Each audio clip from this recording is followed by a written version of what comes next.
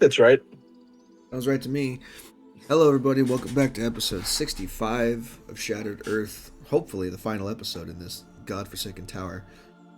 When last we left off, you guys started in the jail, having successfully freed the Empyrean Knight Jakariel from his bonds. He was being held by the Knights of the Black Circle, specifically the owner of the tower, a mysterious and enigmatic elven wizard named Urena.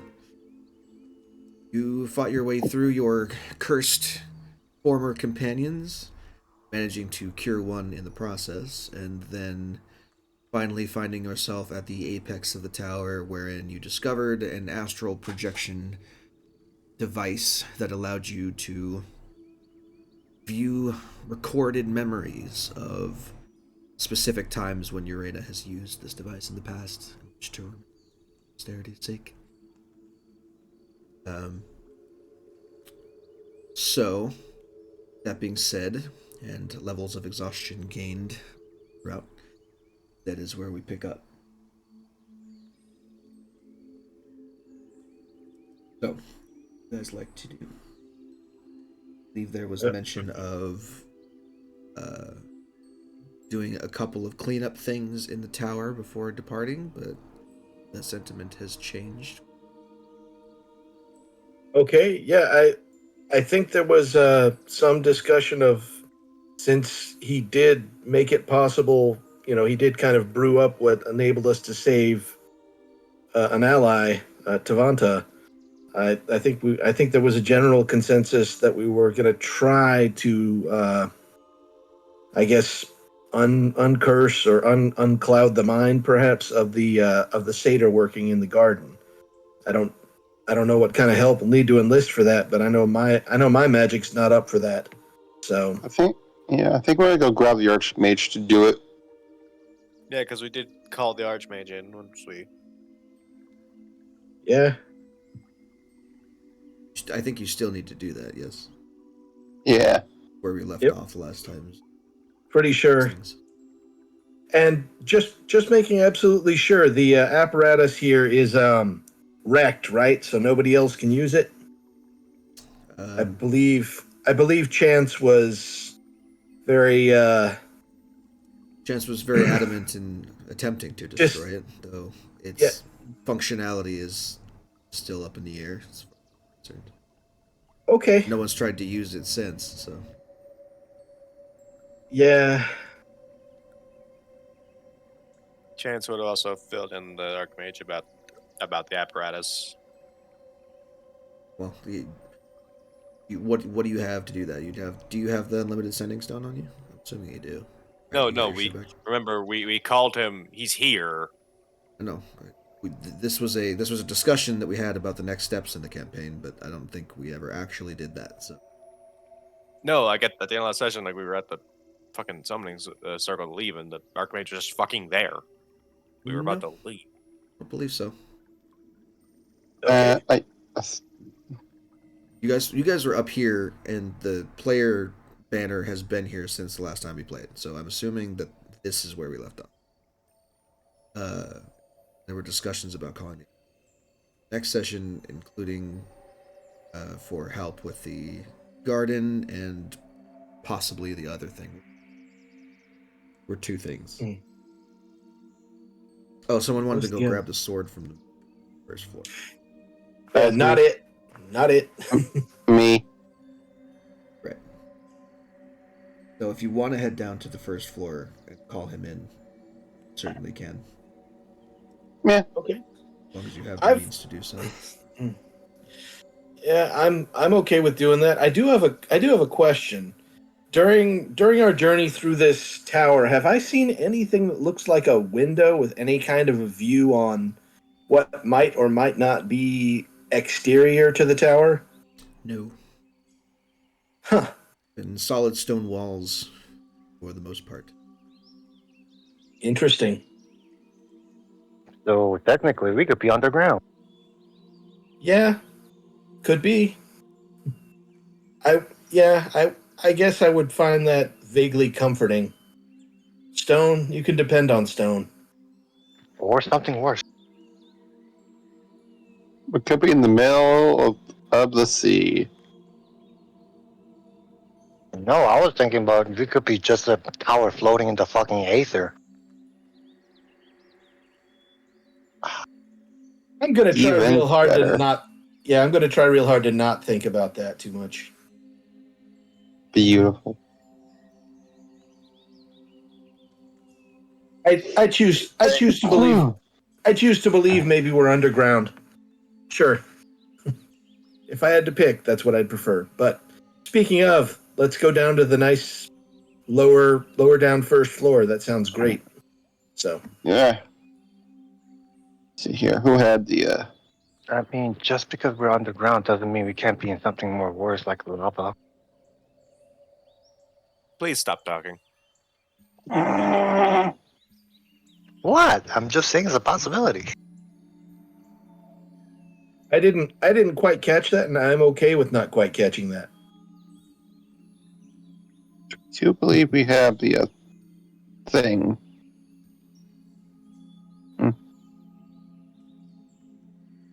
Yeah. When you return to the first floor, reunite with Gale, who has been kind of sitting and waiting patiently while Vanta has been unconscious. They just kind of laid him out in the center of the teleportation.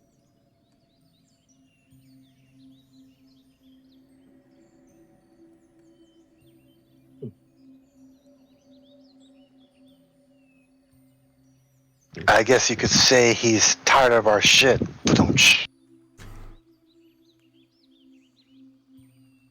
Well, I guess Oh. that's better. I guess that's better than saying he's down for the cow and. Oh, Got to throw you in the paddy wagon for that.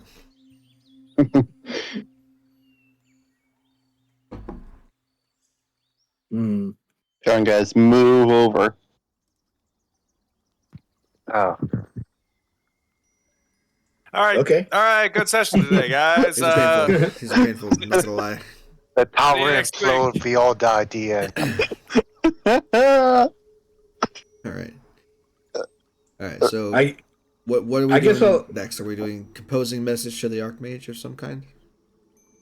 Yeah, while somebody else does that, I'm going to investigate this hat rack looking thing or coat rack thing over kind of in this general area. I think somebody's already looked at it, but I'm still going to look at it. Yeah. Sure. Just a reminder: the coat rack has two sets of clothing on it: a powder blue looking pointed wizard's cap and a fairly well-made, well-tailored robe that have been hung.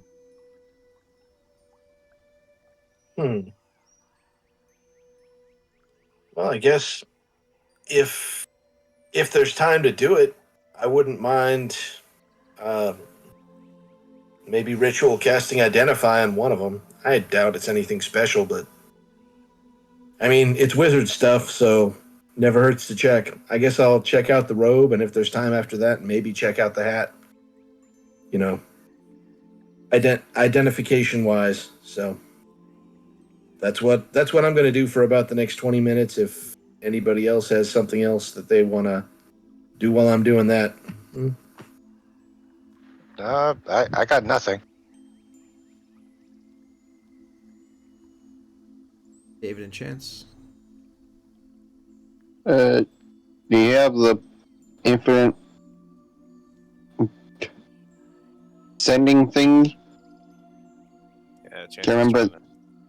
Yeah. Okay. So, as you begin to cast your spells and compose your message to your ally, Lemmy, as you start your identification thing, one of the hallmarks of that spell is that you have to be in contact with the identifying of the spell. When you reach out to grab the robe reaches out to grab you. And we're going to need a round of initiative here as by triggering at one of these things, you have also triggered the others. So, You fool! go ahead and give me initiative, everybody. Oh God. Eep.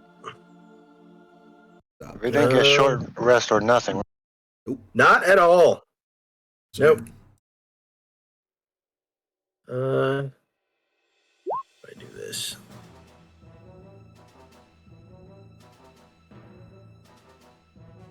Grab the GM layer here. So this is gonna be.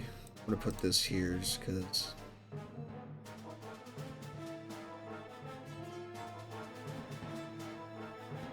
Oh, of course. Oh. Oh. Suppose others will join this fight as well. Fuck is going on? Shit. Oh yeah, I need a roll for Fuego's initiative.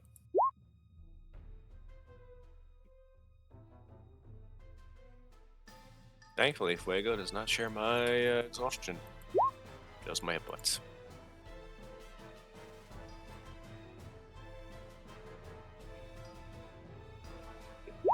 Holy shit! I have zero. I have zero in initiative, and I keep on getting 2 digits for some reason. I'm gonna die soon, aren't I? You waste all your luck on initiative rolls.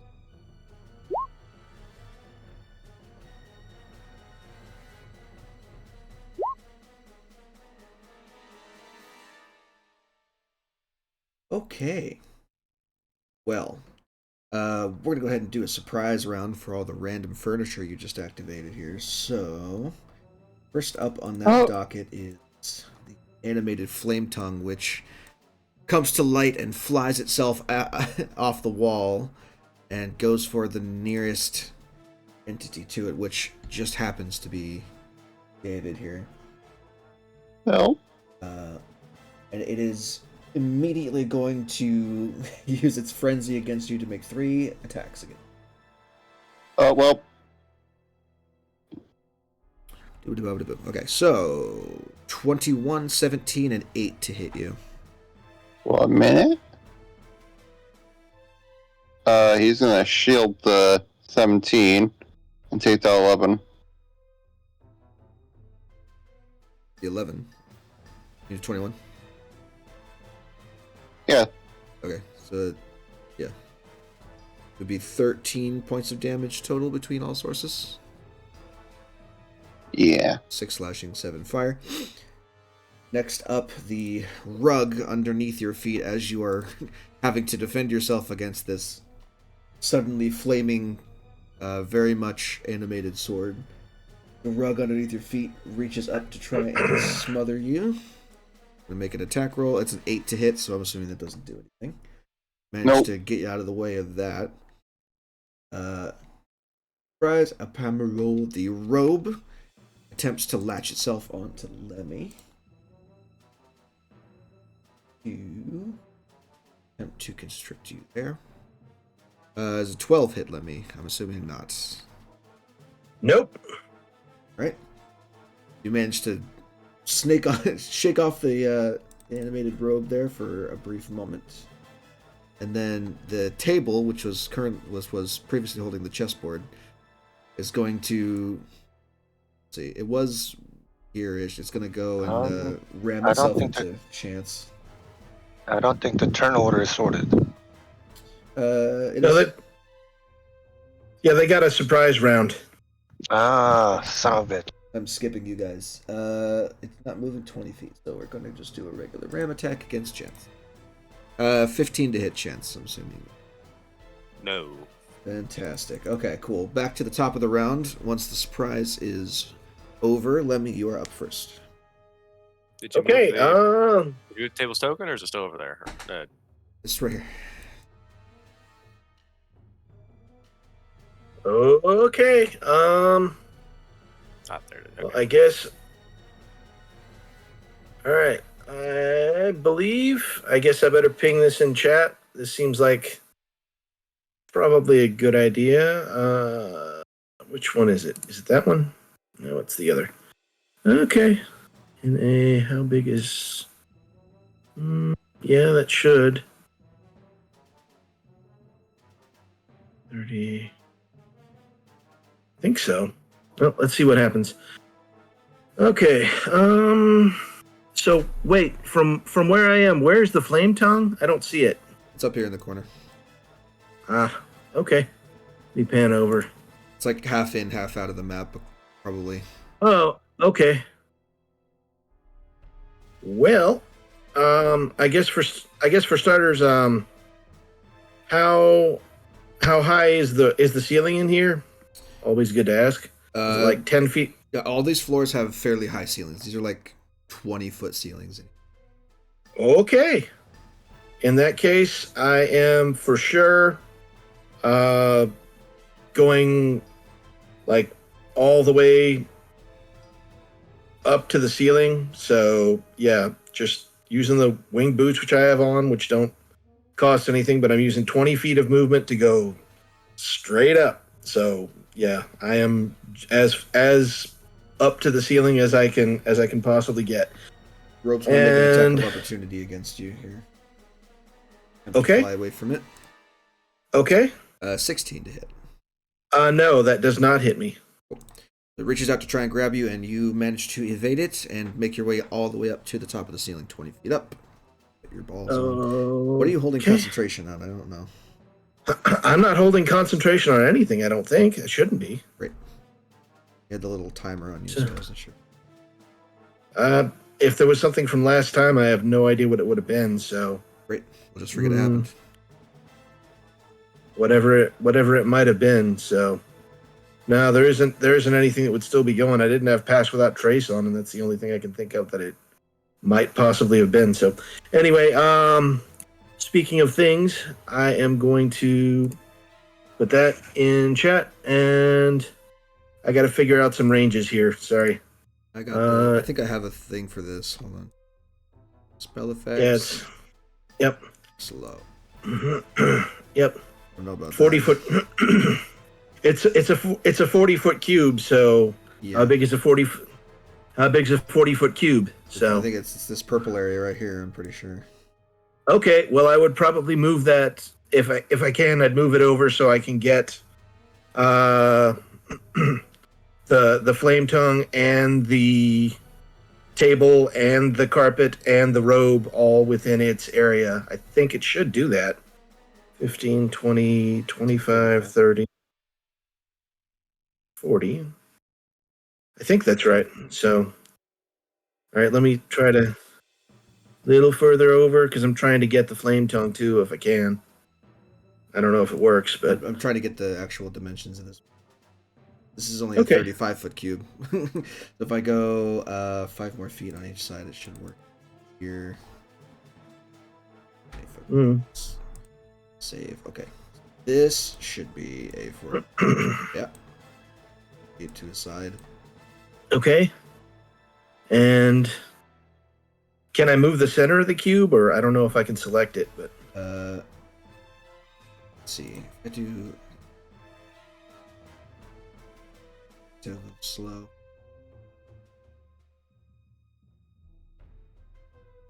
Now, good question is be edited and controlled by all players. Save. Okay, you should be able to move that token.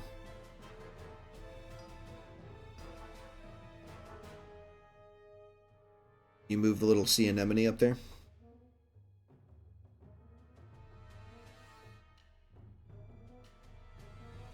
Yes, no? Sorry, what? Is anyone able to move that sea anemone up there at the top of Galay's head? I can. Yeah. Okay, fantastic. So that's the area of your slow, so if you want to click and drag that to where you... okay. Doing my best. All right.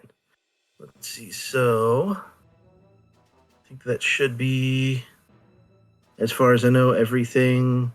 Yeah, I'm going to move it basically just under where chance is for the center, and that should...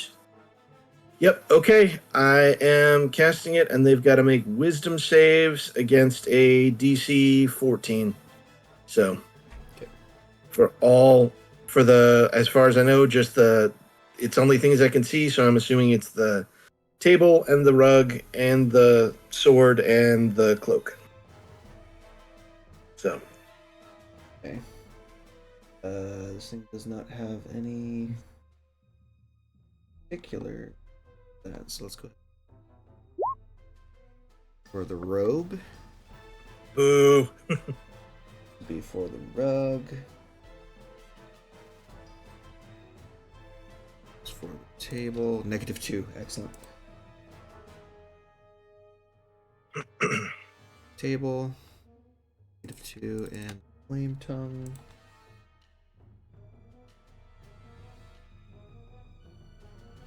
$13. Cool. So 2 -2s, Okay. a 16, and a 13. Okay.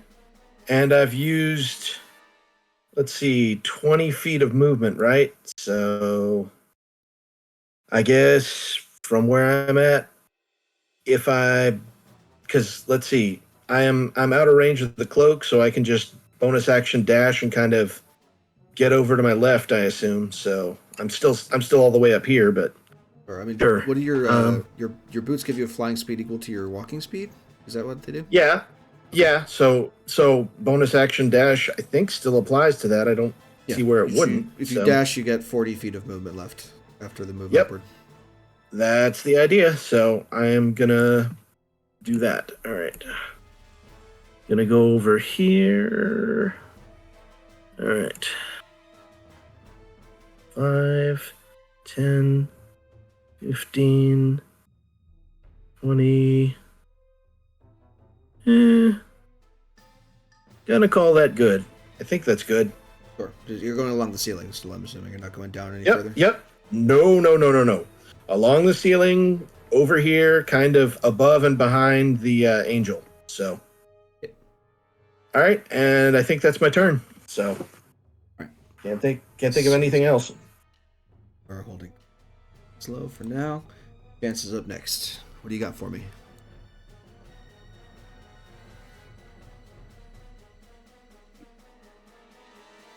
Chance.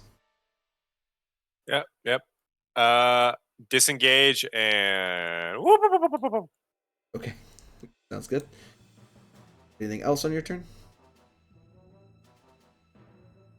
no, that's my action. Okay, cool. Action Uh, movement. Makes no sense for Galay not to be part of this one. Last session, so I guess he'll just go up and punch shit. So let's do this. So all of these things have a -2 to AC? Yeah. He's gonna punch the shit out of this table. Got it. Well. 2 attacks with the blade, 1 attack with an arm strike. That arm strike is net. So that would be a 21, a 12, which does not hit, and the natural 1 does not hit. 21 hits for 7 points of piercing on the table. Resistances are not a thing. Nope. Fantastic. And then the natural 1 means that the rug and the table would normally get reaction attacks against it, but because of slow, I don't think they can make reactions, so worry about that. Correct. Okay. Fantastic. So he does that. That's his turn. Valerian, you're up. First posting this. Alright, cool. Assuming we're going with chill touch here. Yep.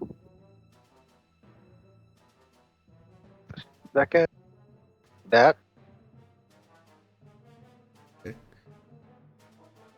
Real divinity. Oh.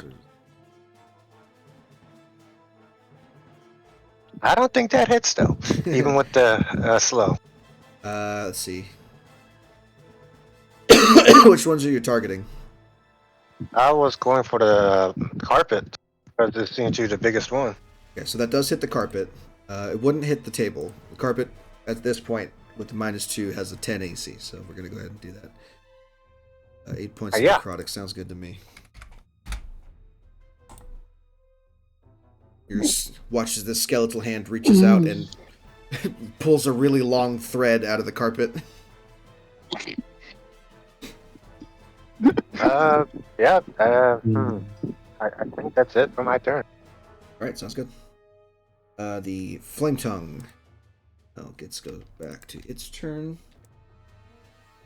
And I don't believe it can do anything other than one attack. Good thing it used its frenzy already. It's going to go ahead and take a swipe at David. Still the closest person. Nope. Nope, that's a 12. Miss. The rug is going to go ahead and, since David's standing on it still, he's going to try to make an attack against you again. Natural 20. Fantastic. So it does no damage, but you are grappled, and you are restrained and blinded, and you can't breathe. So, Oh no. yeah, you begin to suffocate here. Okay, am I grabbing the rug and what's going on? I have to move this. Get at you. So you are blinded and restrained and grappled. Back. Cool. Etc. Etc. Etc. Okay. Fuego.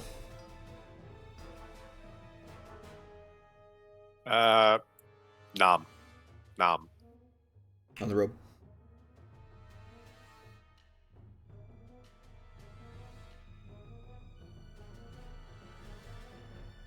Yep, 16 and the 24 both hits. 17 points of damage is way over what you need to kill it, so let's just go ahead and delete that from existence. Goodbye.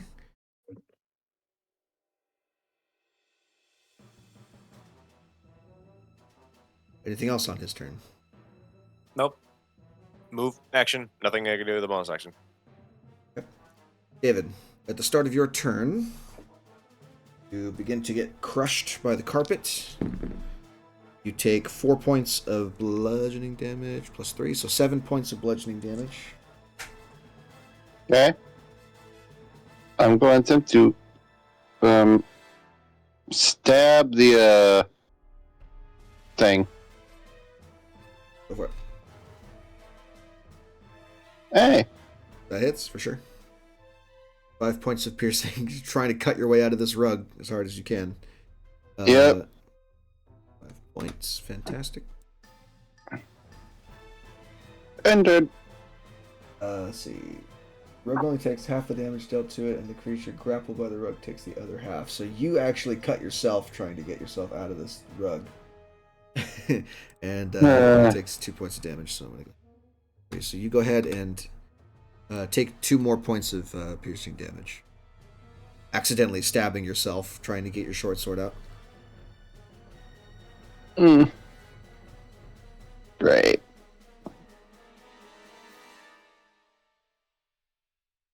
Table is going its ram attack on Guy because he's standing right now. And try to bump into his shins, the deadliest coffee table known to man. Hey, 20, not too bad. That does hit, so we're gonna go bludgeoning damage.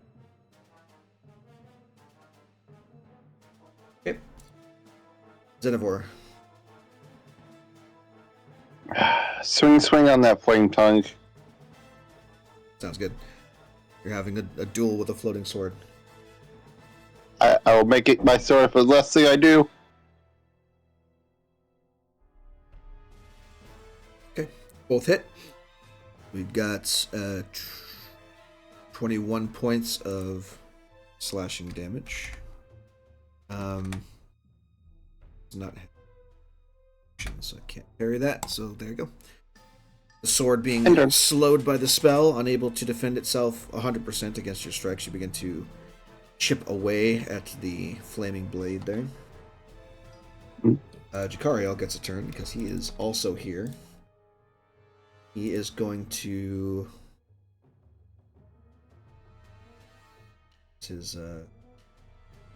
going to enter his angel form and take his fly speed over to the table.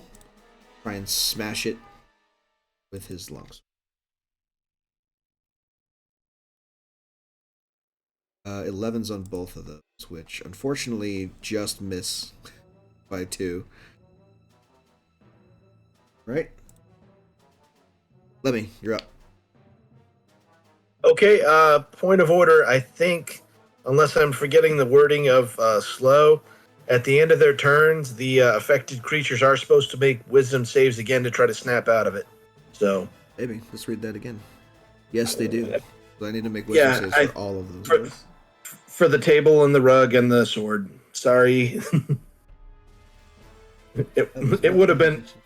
Not that it's going to matter. They have like a -5 to all this shit. 3. Well, still, it would have been a broken spell without that. I mean... This is true. 9. Nope. And -1. So we're... Wow. Okay, then. Yeah. All right, I guess... Yeah, from where I'm at, I will probably attempt to...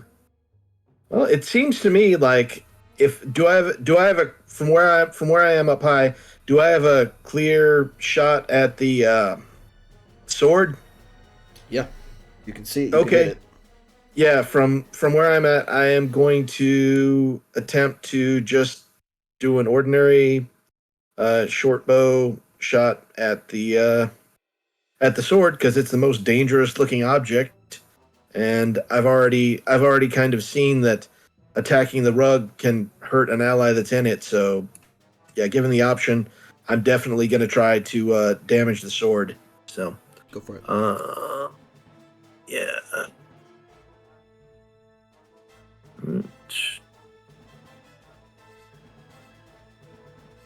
And normal attack roll, yeah, okay. Yep. On this. Yep. Alrighty. Oh yeah. Oh, sorry. No, that's all right. fine. Yeah, get the sneak attack. Get the sneak out of there. Yeah, just 8. So. No, sneak attack is applicable here if you want to use it. Oh, so I didn't realize it's within 5 feet of the sword, so it's technically. Oh, that counts. Yeah. All right. You don't have to have. You don't have to have advantage. You just can't have disadvantage. And all the got other it. stuff. All right. Well, so in that case, I will plink it for 19. No problem. It's absolutely destroyed. So you managed to snipe the blade in half and snap it. And as the flames dissipate and the sword clatters to the ground, you can't help but feel a sense of satisfaction at hitting such a shot. I killed a sword. That kind of thing will win the archery competition. Okay. Anything else on your turn? Gosh. I'm trying to think if there's anything else I really could do. I already did the attacks, so I guess. Nah, there's not really much I could do that'd be of use right now. So I'm good. I'm good ending turn. Although I will shout out to the other characters. Careful of the rug. David's in there. So that's the wisest advice I can give right now. Go for the table, maybe. All right. Next up is Chance. Fireball. No. Please don't. Nuke all of your friends.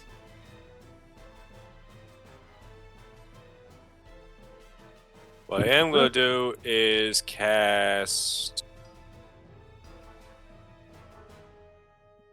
Firebolt. Or where are we casting this? Fuck that table. Put the firebolt at the table. Go for it. Yep, that'll do it. 13 points of fire. Where's the? Hold on. Oh, channel. It's probably. I also got to reroll that 1. Yep. Well, an extra 2, so it'd be 12 plus 2, 14 points. Fire. To the table. Sounds good to me. Anything else? Nope. Sounds good. Galet's gonna beat the shit out of the table you just shot. Gonna try and do that thing where like he karate chops the table. Whatever. We'll just do flurry of blows so I don't have.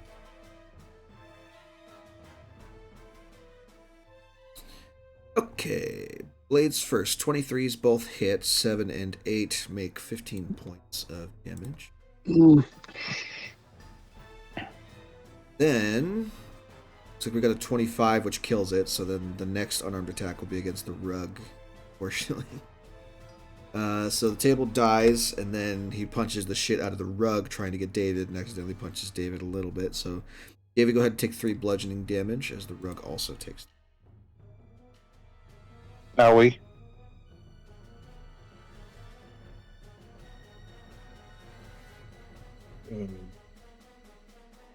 Yep. Okay. Cool. Fantastic. Okay, Valerian, you are up next. What are the chances of likely we have another combat after this, guys? In your opinion? Yeah. I mean, we probably guess. Depends on if you go to the garden or not. Right. I'm just gonna hold it dead. No, fuck that. I'm gonna chill touch it though. It's got a 10 AC. What could possibly go wrong? That's about right. Also, 12 points of necrotic damage reduced to 6. David, go ahead and take 6 points of damage.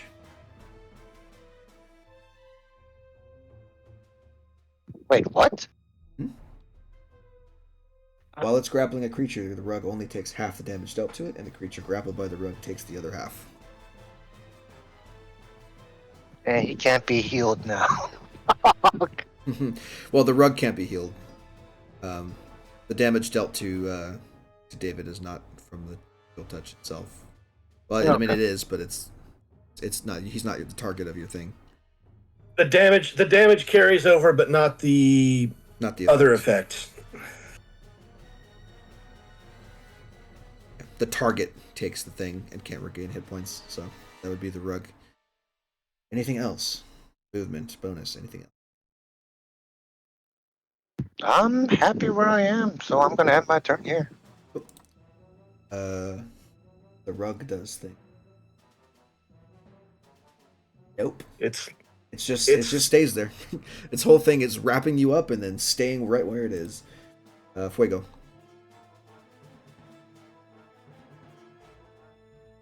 All right. Rip and tear. Oh, excuse me. Yeah, yep. The 9 actually misses. But 5 points of piercing reduced to 2. David, go ahead and take 2.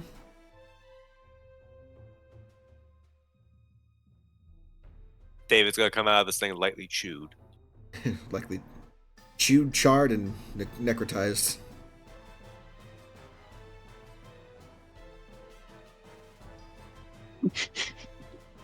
Alright. Speaking of, start of your turn, David, you take 8 points of damage. Plus 3 is 11 points. Sorry, 11 points of bludgeoning damage. I'm just gonna cast third level cure wounds on myself because ow. Sure, go for it. Where are you cure wounds? And it'll be Xenovor's turn next.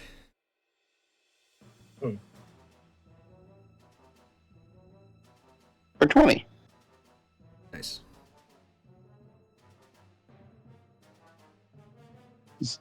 Xenovor beat me up. Anyways, he's gonna beat me up.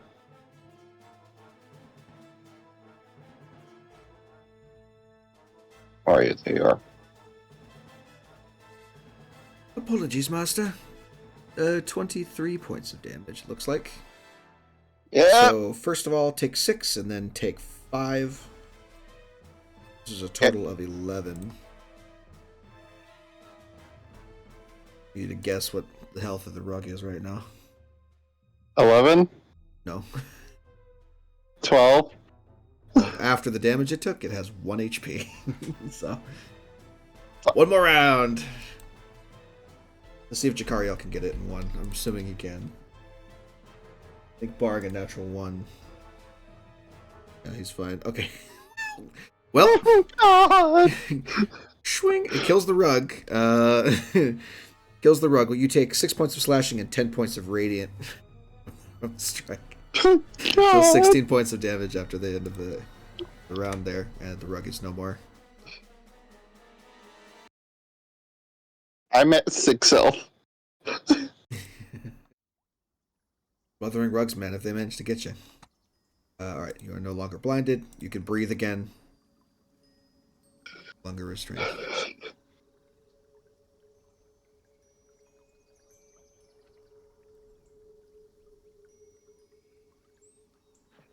As silence comes to the chamber once more.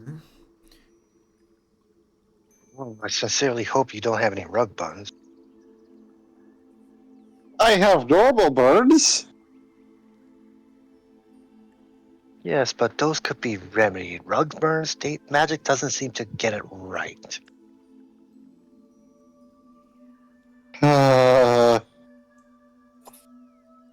Let's just get the fucking secretary out of here. And then dip.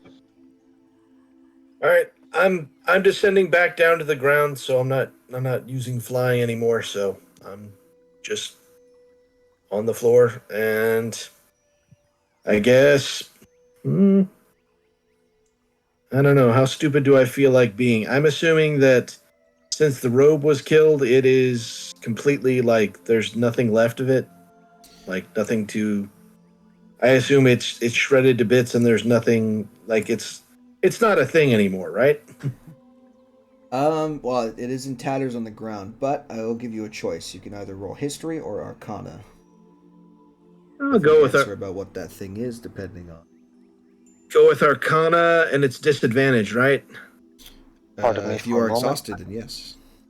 Yeah. Pardon me for a moment. My balls Hey. are calling. Go for it. Hey, does anybody wanna give a hand? Helping me out on this? Anybody? Sure. Yeah, Anybody at all? So, okay, so like 2 at disadvantage, I guess. I don't know how that's. Just, if he's giving you the help action, then you roll a straight roll, or you can both make rolls at disadvantage. I'll just go with normal, easier. See what happens. Yay, 14. Okay. This, whatever this creature was, animated robe, the nature of it escapes you at the moment. Okay.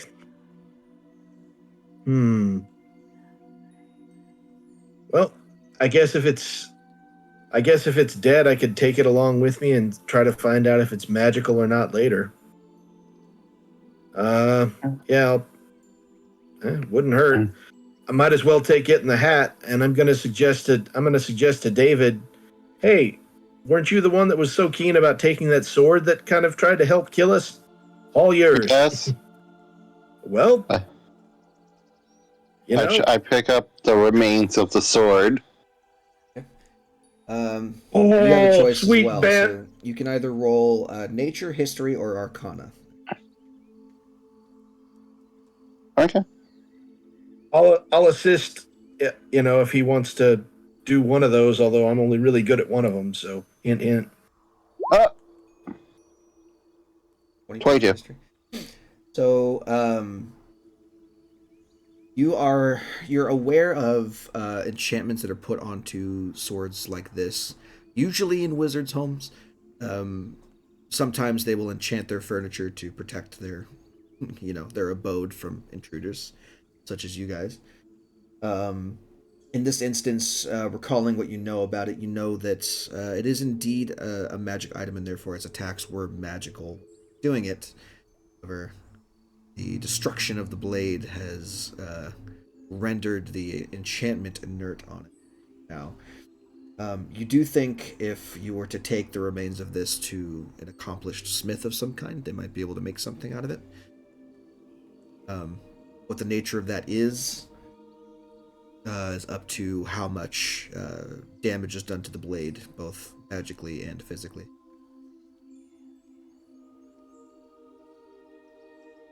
I'm gonna pick up the remains, shove it in my bag, and recommend that we get the fuck out of here. Are we still? So we're still going to try to seek help for the satyr, right? Yes. Okay.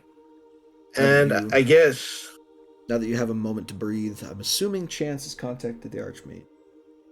All right, At which point you get a response saying, "You sound exhausted. I will be there in a minute. Yeah. Hold on."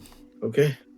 I guess while I'm here, I'm probably just going to take this hat, if for no other reason than it was along with the robe. Hopefully, it doesn't do anything bad. I guess we'll find out. Taking unknown hat. I guess I'll add that to my inventory unless it tries to murder me. No, the hat at the very least is not an animated creature that's trying to suffocate you or steal your follicles. Well, that's a terrible cursed item. Hat of baldness. I like it. The hat of male pattern balding. Oh no! You could call it the enchanted cap of Bosley. No, it's backwards. It should be Yelsob. Yeah, the enchanted cap of Yoslav. Yeah, just like Icon's unlimited sending stone. Icon, I made up a. I don't know if I told you any of this. Oh my The god, I pun just with got it. that. You got it No? like 3 times already. I've already told you the joke. But the item that they have that contacts the Archmage is essentially a sending stone that has unlimited sending potential. Right? And it's a stone disc with 10 black onyx stones set into it with different symbols on it. And so long as you know the sigil combination of another unlimited sending stone, you can send them unlimited messages. Otherwise, messaging and data rates apply. But the wizard who created it was a wizard called Icon, who spelled backwards is Nokia. So there's the joke for you. They essentially have a Nokia brick phone that they can use to contact the Archmage whenever. Speaking of, apparating in the chamber after a short time later. A minute? Yeah, literally a minute. So apparating at the center of the chamber and stepping out of the ether is the familiar face of the High Elven Archmage, Amas Taldinar. Takes stock of the extremely fucked up visage of David, like bleeding from every orifice at the moment. And the rest of the party unconscious or exhausted from the day's events. Good lord, you all look terrible. Yeah, but Lemuel sniffs himself. Yep, and we smell worse. Ugh. I was able to tell. Right, so are we ready to return, or what's going on here? Can you dispel Satyr's cursed axe for us real quick? Unfortunately, I don't have that prepared today. So unfortunately, I'm unable to dispel anything crazy.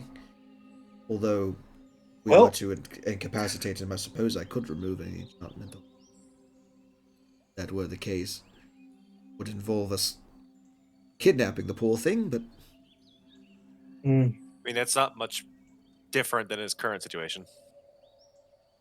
Yeah, he's already being held against his will. Well, maybe. We don't really know. He may like being bound to this place. No. Although I thought the way of those people of the satyrs was usually more about freedom sometimes. In any case, we kind of owe him one. If it wasn't for him, I point to Tavanta, there's no way that this one would still be alive. Well, far be it from me not to repay an act of kindness, however misguided. When you're ready, we shall depart for the upstairs.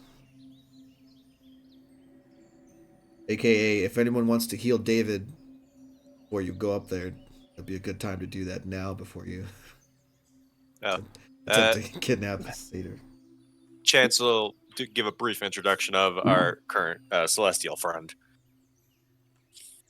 I'm not going to do a conversation because they have the same voice and it's going to be confusing, but essentially, upon the explanation of the angelic countenance of your new companion, there's raised eyebrows and a couple of questions which are answered curtly and vaguely. But accepting of this, the Archmage, uh, gathers his belongings.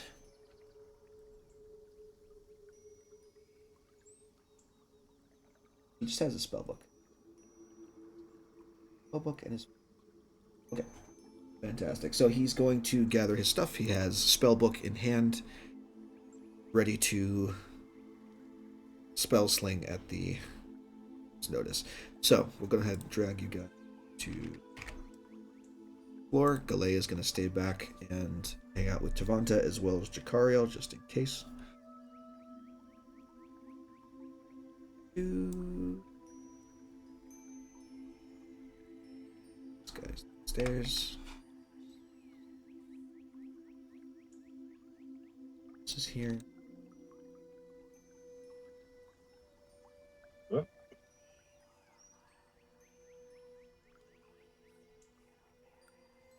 Entrance here. You guys can put yourselves where you want to after that. Okay. I guess I could ask. Maybe I should have asked when we were on the different floor. Do we have time to take a short rest, or is it, a matter of urgency where we can't take it easy for an hour? It's a matter of urgency because we have no idea when this wizard will get back, and it's probably not going to be very long. Fair enough. Another thing is, since he's here, Chance would have also told the Archmage about the apparatus and saying that thing should probably not be allowed to continue to exist. Okay, I'm back. Right. It does sound like a very powerful thing.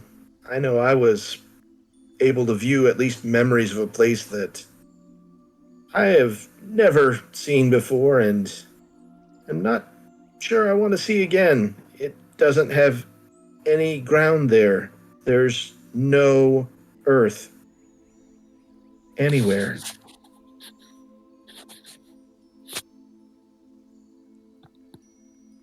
Well, let's go deal with the Satyr friend. I think we should be prepared for anything odd happening, don't you? And he kind of waves a hand in the air, and you watch as he seems to, as he does this, he seems to go into fast forward motion for a little bit. He casts haste on himself. Coming back, no, he casts time stop on himself to cast a bunch of buffs.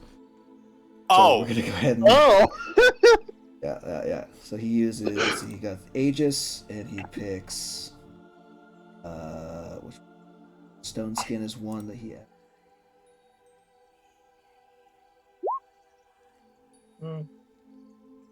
Jesus Wait on Christ, that one. okay. What's the other ones that do? Mind Blank. Okay. I respect it. Just busting out a fucking 9th level spell to help a single fucking satyr. That's how that works. Archmage, that's it. On the stat block, it says the Archmage casts these spells on itself before combat. So anticipating combat, that's what he does. You guys head up to the second floor at this point, and the Archmage, being an Archmage, takes a look at the garden in front of him. Yeah, it's 16. He takes one look at the garden and goes, "Oh Lord, okay, this is worse than I thought. Thought this was just going to be a bunch of alchemical ingredients, but this is a garden of mage plants, and we should be very careful." Yeah, but I'm not surprised everything in this place is starting to fucking kill us on the stage, except the satyr.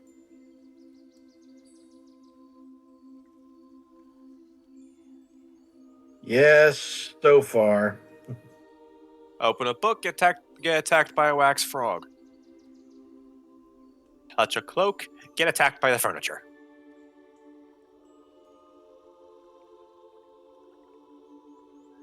Hmm. I wonder if Urena means don't touch anything in Elven.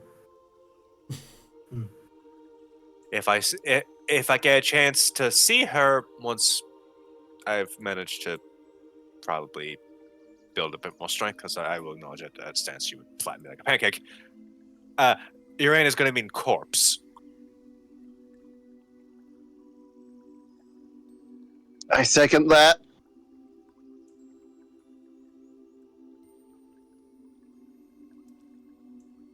You must really hate this woman. I can't imagine why. Chance will just slowly turn his head.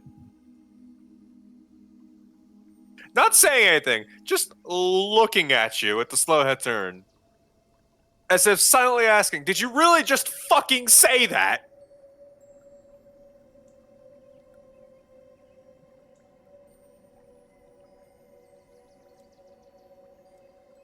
And then he'll just slowly turn his head back the way it was.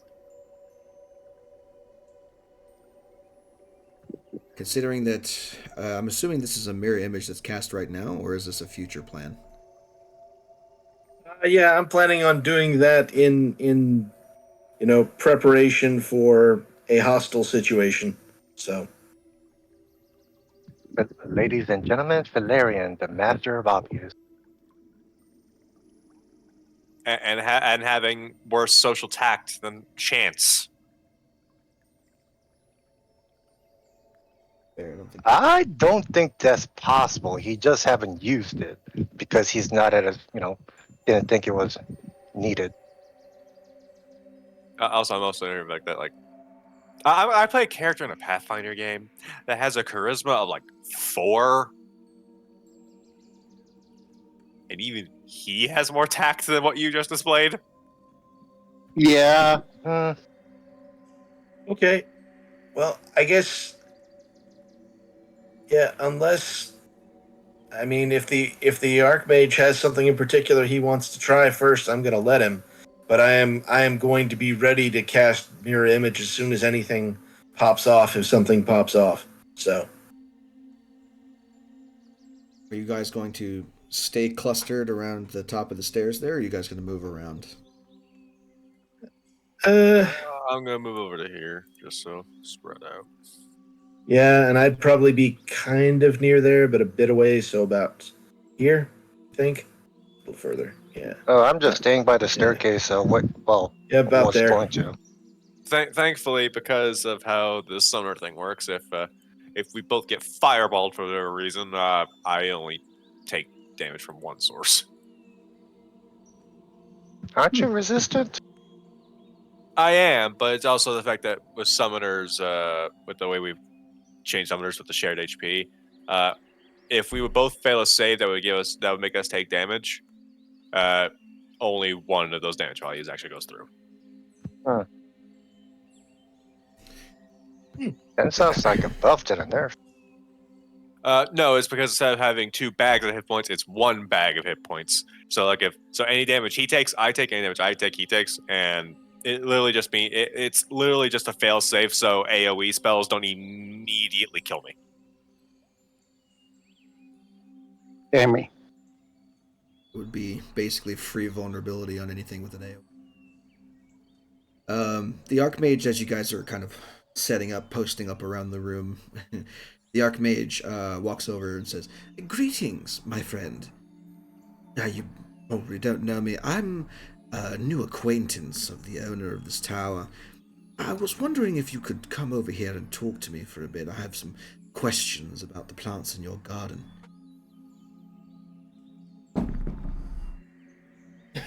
Okay, well, he's not. Yeah, no chance. The Archmage rolled a natural 20 on his. So the satyr looks at him and goes, Oh, you're a friend of the Master's, eh? Sounds good. Very well, Master. Lead on, lead on. It's excitedly like, oh, you know the person I'm here for? Fantastic. Completely falling for it, and he's gonna bring him into this room. And he says, Cue like the Tom and Cherry, like several like the crash bangs, screams. yeah, well, he says, I was wondering actually about those plants over there. If I remember correctly, those are leaves from thunder blossoms, are they not? And the satyr turns around and says, oh, yes. I've been cultivating these. And he walks over to the counter to like gather them up, and the Archmage casts a spell at him. Let's see. Look at it. Grab the spell like real quick. I need to know how bad this is upcasted. Oh God! Oh dear, this is going to end in tears, isn't it? 5d8, 2d8 for each slot level above first. So 5, Oof. 7, 9, 11, 13. I think that's the highest he can cast. So 13d8. Something happened with that. Oh Lord in heaven! Hey, Nice. 69. Nice. Well, that meets the health point threshold by quite a bit. So you watch as Oh. the Archmage throws a spell out, and the Satyr just goes, and I really been, and he fucking falls on the ground asleep. Lamau! Note to self. That's a heck of a spell. Filing that one away for later. We have a very short time before this goes away, so I would assume that we want to get this done quickly. Somebody grab him. Fuego? Zev, Fuego. I'll grab him. Both of the Yeah, is Eidolons team up and Okay. grab him. And you begin to drag him downstairs. So sleep only lasts for a minute. So by the time you Quick. drag him away from the thing and downstairs, you guys, let's see. The next one down was the library. So it goes put you guys in the library. Yeah, we are fucking sprinting this bitch. Yeah. You can only go so fast dragging an unconscious body. So let's see. Can we maybe go a little bit faster if in fact two people are doing it? He's not here. No. Well, I'd try. Bodies are cumbersome. Him. So you guys managed to make it downstairs to this hallway and get to, let's see, that there. We'll just say you guys are about. Is he still asleep now that we're here? He's still asleep for now, but as you reach the bottom of the stairs, he begins to roust. So Okay. keep in mind we left the axe. He's not attached to the axe anymore. He's not. The axe is behind. We did not take it with him, right? Yeah, because Unless the that would Archmage took it. if that you would didn't want defeat to, the entire purpose. that's up to you guys. If you guys are leaving the axe behind, he won't touch it. Nope. That thing seems like all kinds of trouble. I don't want anything to do with that. The axe is very clearly what the method of control was. We were able to figure that out last session. Yep. No thanks. That needs to stay far away. Alrighty. So as he reaches the bottom of the stairs and begins to wake up, are any of you doing anything? You have one action to do something you want to do, or he is up and about, potentially hostile. Yeah, I would say to Yeah. Question: can he?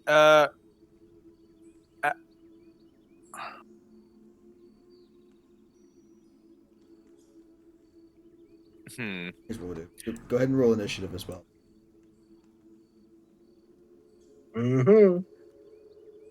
That's never a good sign. Oh, okay. Wow, consistently 15 today.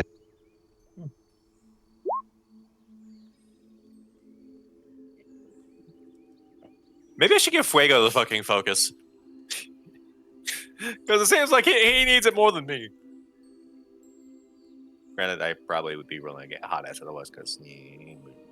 Jokes, jokes, jokes. Then there's daggers and there's cloaks. Is that everybody? You mean for things to do before we start a combat? I would Just this is an order for if whatever you're doing on this round of whatever you're doing while he's waking up doesn't knock him out. Okay. Okay. Well, yeah, I guess I could.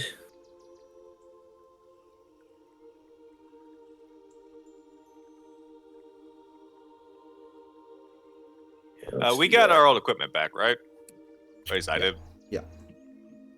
all the stuff you used to have. I think so. Whether or not you were able to attune to it is another. You have all the Yeah. other stuff as well.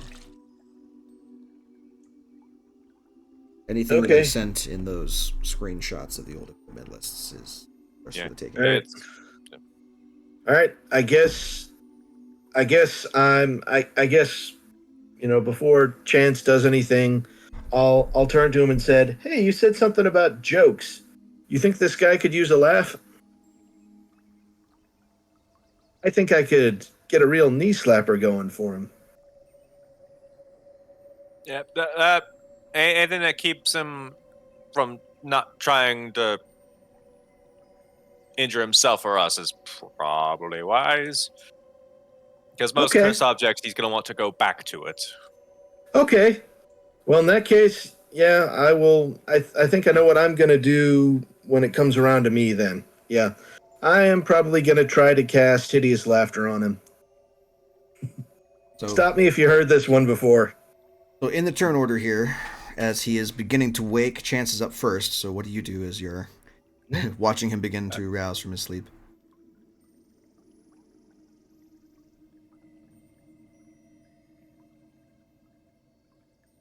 I don't have anything I can cast, but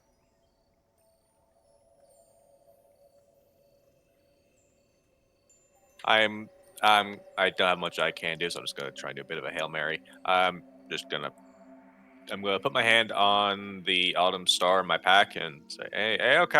I don't know if you can still hear this because I don't know if the connection's still here, but hey, we got one of yours here who's been held against his will for a while. Do you want him back? Just saying. That is your action. Lemmy, what are you doing? For now, I figure he's had a pretty joyless existence so far. So I tell him a really, really dirty joke involving, well, let's just say a succubus is involved. Are you gonna hold that for when he wakes up, or are you gonna cast it now? I hope it stays. No, I'm gonna cast it right now. Will it even work if he's not conscious? Oh, probably. Yeah, I'm gonna assuming it does. I'm gonna whisper it in his ear. It doesn't say anything about how he has to be fully awake or anything like that. So I don't know if that would affect the wisdom save or not. But Wrong whatever. person to buy. Yeah, there's nothing that says. I don't think there's anything that says it can't be. He just starts giggling All right. in his sleep. Go ahead and cast the spell for me, and let me know what save he needs to make.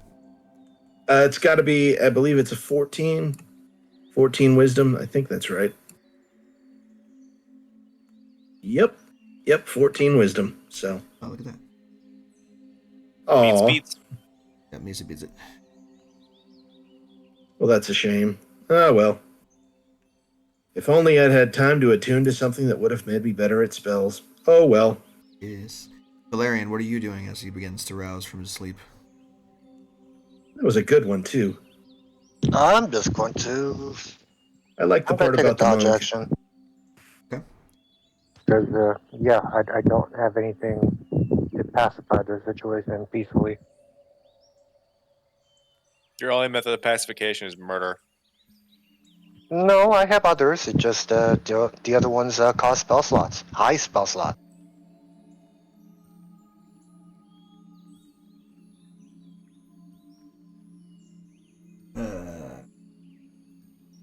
Probably not. He's gonna try and tase him when he comes to. He's gonna hold a shocking grasp for when the spell finally wears off next round, and when the satyr wakes at the beginning of his turn, he's shocking grasp him. Do we want to wait and see if he's hostile before you do that? Well, the lower the hit point total, the better chance of sleep actually doing. You had to cast that at 5th level and get it up as high as 69. Nice. David, what are you doing on Still your nice. turn? I'm just gonna tie a rope around him. Okay, well, the Archmage is right there. So need to move to a thing. You know what? Everyone's fucking crowding him right now. Yeah, I'll just make a I don't even know what this would be. An action. That's whatever. I think you could just probably do it. Could he get Xenivore assisting? That would make sense. Xenivore. Yeah. No, Xenivore would have to use the help action on his turn. Oh, I don't know. It doesn't matter. It's an action to tie someone up. It's fine. You just quickly do a hog tie on the ropes there. Fantastic. Xenivore. Is Xenivore going to do anything? Stand there and look something. Enter. Fuego, yes or no? Holding an action to try and restrain if he gets hostile. Okay. Alrighty. So at the top of the round here, the satyr's the sleep wears off and he kind of like wakes from his sleeping, hog-tied, his hands like bound by rope. And he looks around extremely confused, and that confusion very quickly turns to anger, which then turns to pain, as when he is separated from the axe for a certain amount of time, some shit begins to happen. So first off, top of the is going to take 6, 7, 8, 9 points of psychic damage. Start of his turn, or at the start of the round, rather. 1 minute has now passed, and you hear from the upstairs the creaking of wood, the splashing of water, and heavy footfalls beginning to step toward where the stairs are. Shit, run! I guess let's grab him and try to get downstairs. Yeah. Anybody got a better idea? Nope. Go. Go. All right. So, we're going to stay in initiative order. I will have you guys take your turns as normal. So whatever you want to do on your turns, let me know. If you want to do nothing, let me know. Chances up first. Go ahead.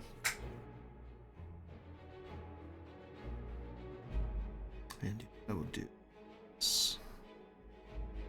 Oh, and I will do this thing.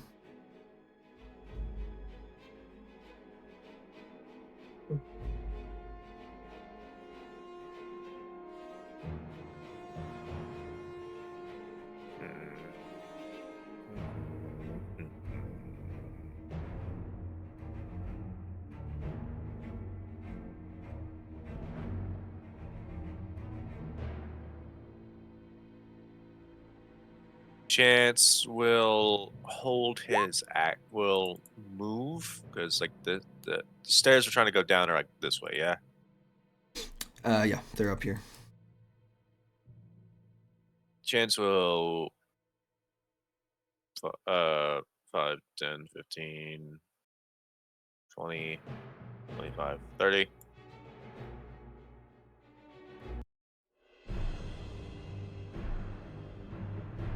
Yep. And he will hold his action.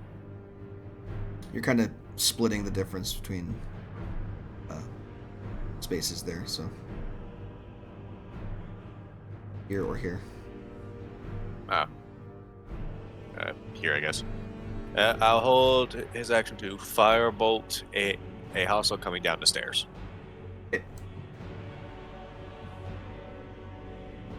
Let me.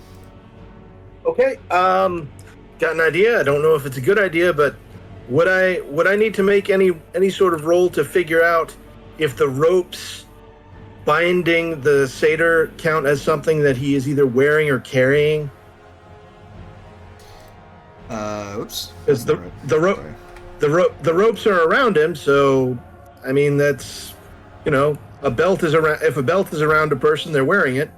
So ropes tied around a person would also count as something being worn, correct? I guess so, yeah. I mean, I don't know. I don't know. Generally speaking, that clause is there for things on the person that are doing things to them are not affected by spells and stuff. So wait, I couldn't do something that would affect him and the ropes on him as a What are as you a trying unit. to do, first of all? What are you trying to do? I would be attempting to reduce the satyr if and only if the ropes shrink along with him. If they don't, I won't do that. That's it. Because it says, let's see, if the target is a creature, everything it is wearing and carrying changes size with it. I would say no. I would say no. The ropes are not a fashion statement. Plus, if I rule that it does, then that negates future possibilities for casting Reduce on a bound creature to get them out of the binding. So, I would say that it would free him in that case. Yeah, I don't know that I want that. I was just going to try to make him easier to carry. That's all. Okay. Well, new plan then. Yeah. Somebody hit him? What happened? I don't know. Nobody casted any spells on him or hit him, right? No, I just reduced the info box for the spell. I guess it did something weird. Does it do that? Yeah. Also, if he's somehow somehow he took 10 points of damage, and I don't know where that happened from. So then the satyr took psychic damage, or what? Oh, that's right. Yeah. See, I was wondering what the fuck happened with that. He took 9 points.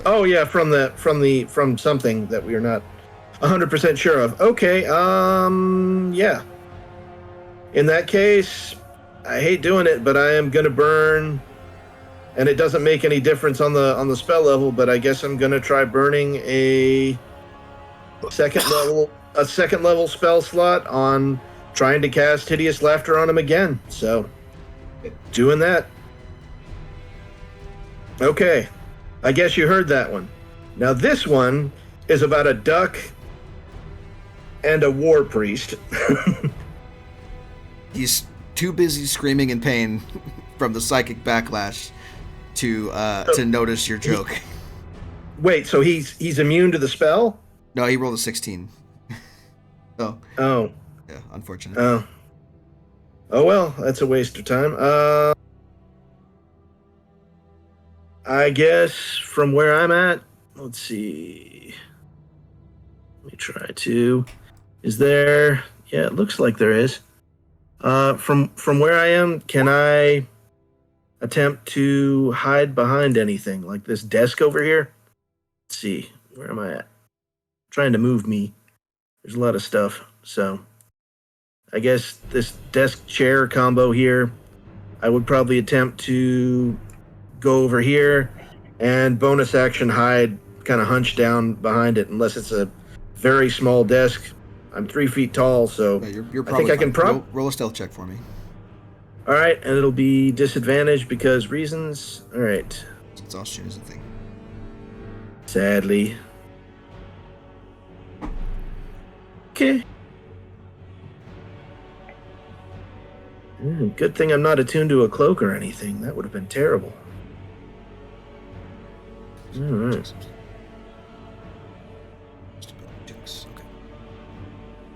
Okay. In the meantime, while he is rolling his stealth check, the thumping from upstairs grows louder and louder, and okay. ambling, or rather shambling down the stairs, is a mass of twisted vines and thorns. It appears at the top of the stairs and begins to kind of awkwardly roll / creep toward the satyr and the rest of the party. A 12 to hit. Yeah, I was going to ask you to do that. So a 12 does not hit, unfortunately. All right. Manages to go wide. The shambling mound. Chance is too tired to aim right. The shambling mound rolls down to here, and it's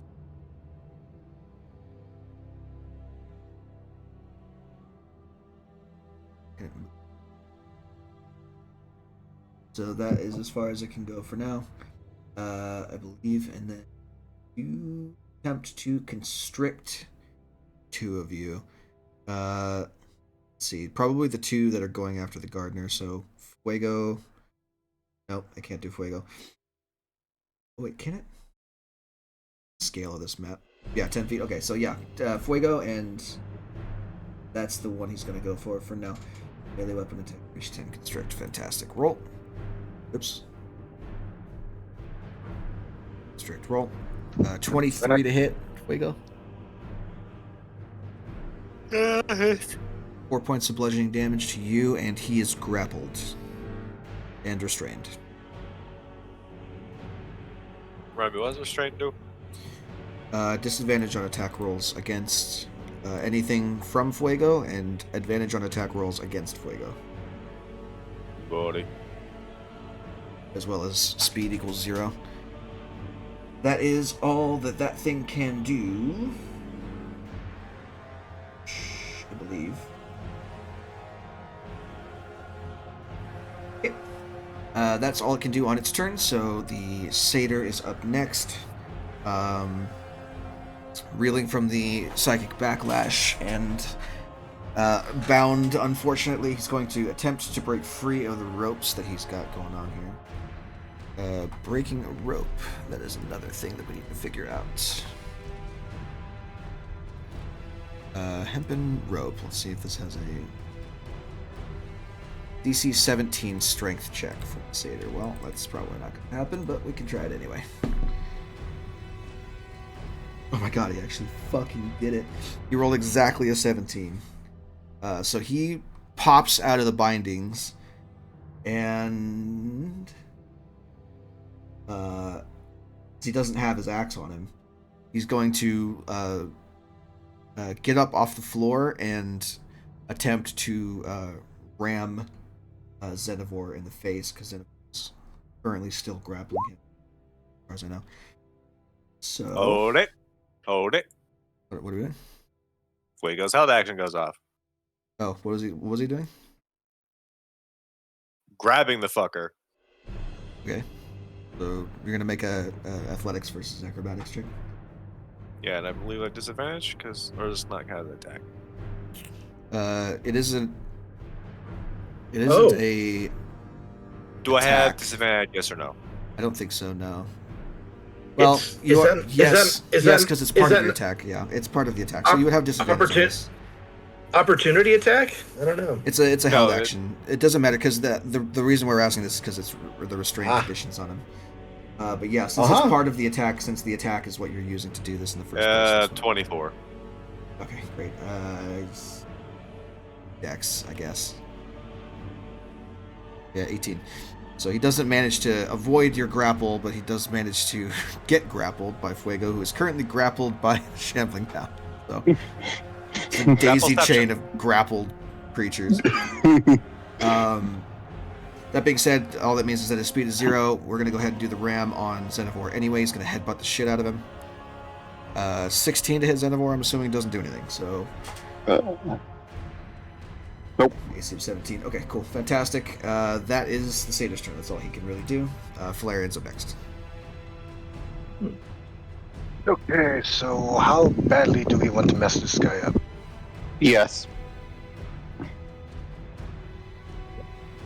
Well, the other version of Out Cold didn't really. Are we? Which guy are we talking about? Hold on. We talking about the plant thing or who?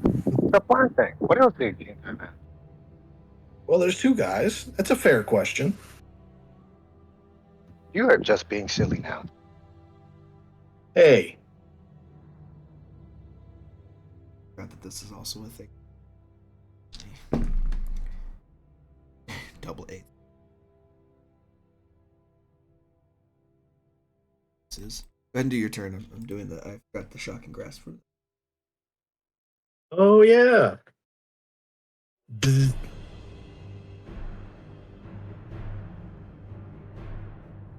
I need a slice. Yeah, he's fine. Damage is on this though. Great. Oof. I need a slice. Sather goes unconscious. Tastes the shit out of him. Don't taste me, bro! Tries to ram Zenivore. Headbutts him in the armor, doesn't do anything, and the Archmage just fucking and knocks him unconscious. Lamau. Okay, so I need a slice right next to the shambling mount. Sir, grab it for you.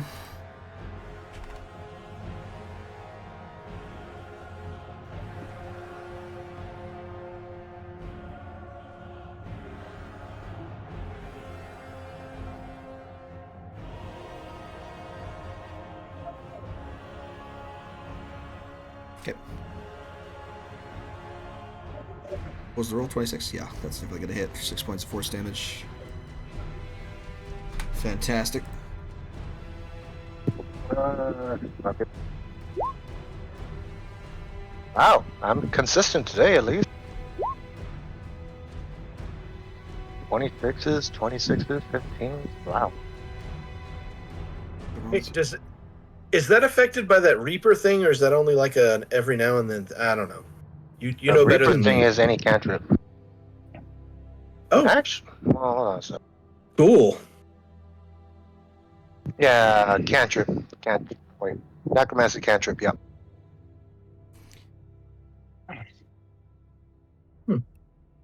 Okay, so it's 15 points of necrotic damage. Sounds good. That cannot be resisted, and the shambling mount cannot heal anymore. And the 6 points of force damage. So total of 21. You kind of resist. Obviously not, because it's just tender. Okay, fantastic. Great. That is your turn, I'm assuming, unless you're going to move somewhere. Yep. I'm happy where I'm standing. Fantastic. Away from everybody. Archmage. I also did the Shambling Mountain's turn completely wrong, by the way. I used I used shit from a different creature entirely. But we'll I fix that thought later. so. Oh well. It's my bad. What has he got here? He's got many things. He's going to...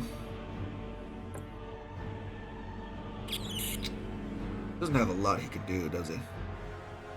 He's going to go ahead and cast a 3rd level magic missile. This is just a 1, right? Yeah. 3, 4. 3, 4, 5, fantastic. 4 and 2 is 6 and 2 is 8 and 2 is 10 and 5 is 15 damage. Slam, slam, slam, slam, slam. And since he's casted a spell using a leveled spell slot, he is going to use his reaction to reposition himself using his Atlas of Endless Horizons 10 feet this way. Then... Cool. And nothing away from the mound at this point. So... I think it is. I blocked last time. Probably make sure that worked. Yep, that's... So he moves to the back of the room here. Picks up stance. That's all he's going to do on his turn. David, you're up. David's gonna use his last spell slot to attempt to shoot. Let's see here. Let's go with Manic Orb. Aha! Aha! 14 14 unfortunately hit. does not hit, no. Just misses. Oh. Just barely misses. Fuck this shit. I'm out. Alright. End turn. Swing, swing.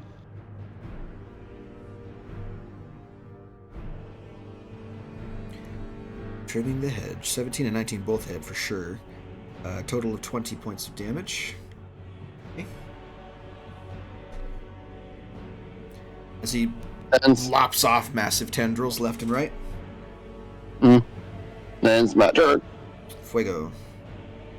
Fuego is Uh, not grappled or restrained or anything like that, so I'm going to remove that entirely. Why? Because that's not what should have happened on the last turn. So He is grappling. I used the entirely wrong stat block, so I'm going to just take that off. Uh, We'll do things correctly from here on out. Oh, neat. Since he's still grabbing the unconscious satyr, he's going to try and start dragging the satyr away. Okay. You have half speed, so whatever his speed is. So drag him down the stairs. Yeah, 40 speed, so 20. It's 5. Wait, could he take the dash action? I don't know. You could.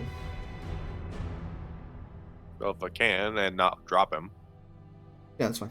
You have him grappled. I don't see any reason why you could. He I will mean, take I an guess we attack could of probably- opportunity eventually, though. Yeah. That would have figured. Whack. Whack. 24. Ow. Fantastic. 8 points of bludgeoning damage. Free to move about the cabin. Yep.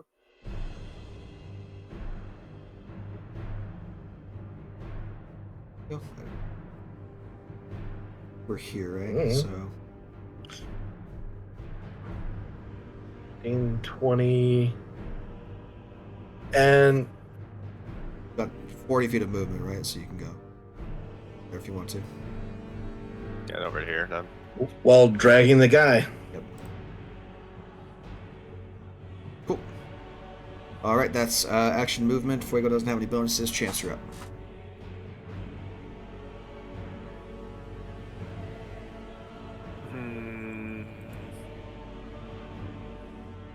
Okay. I feel.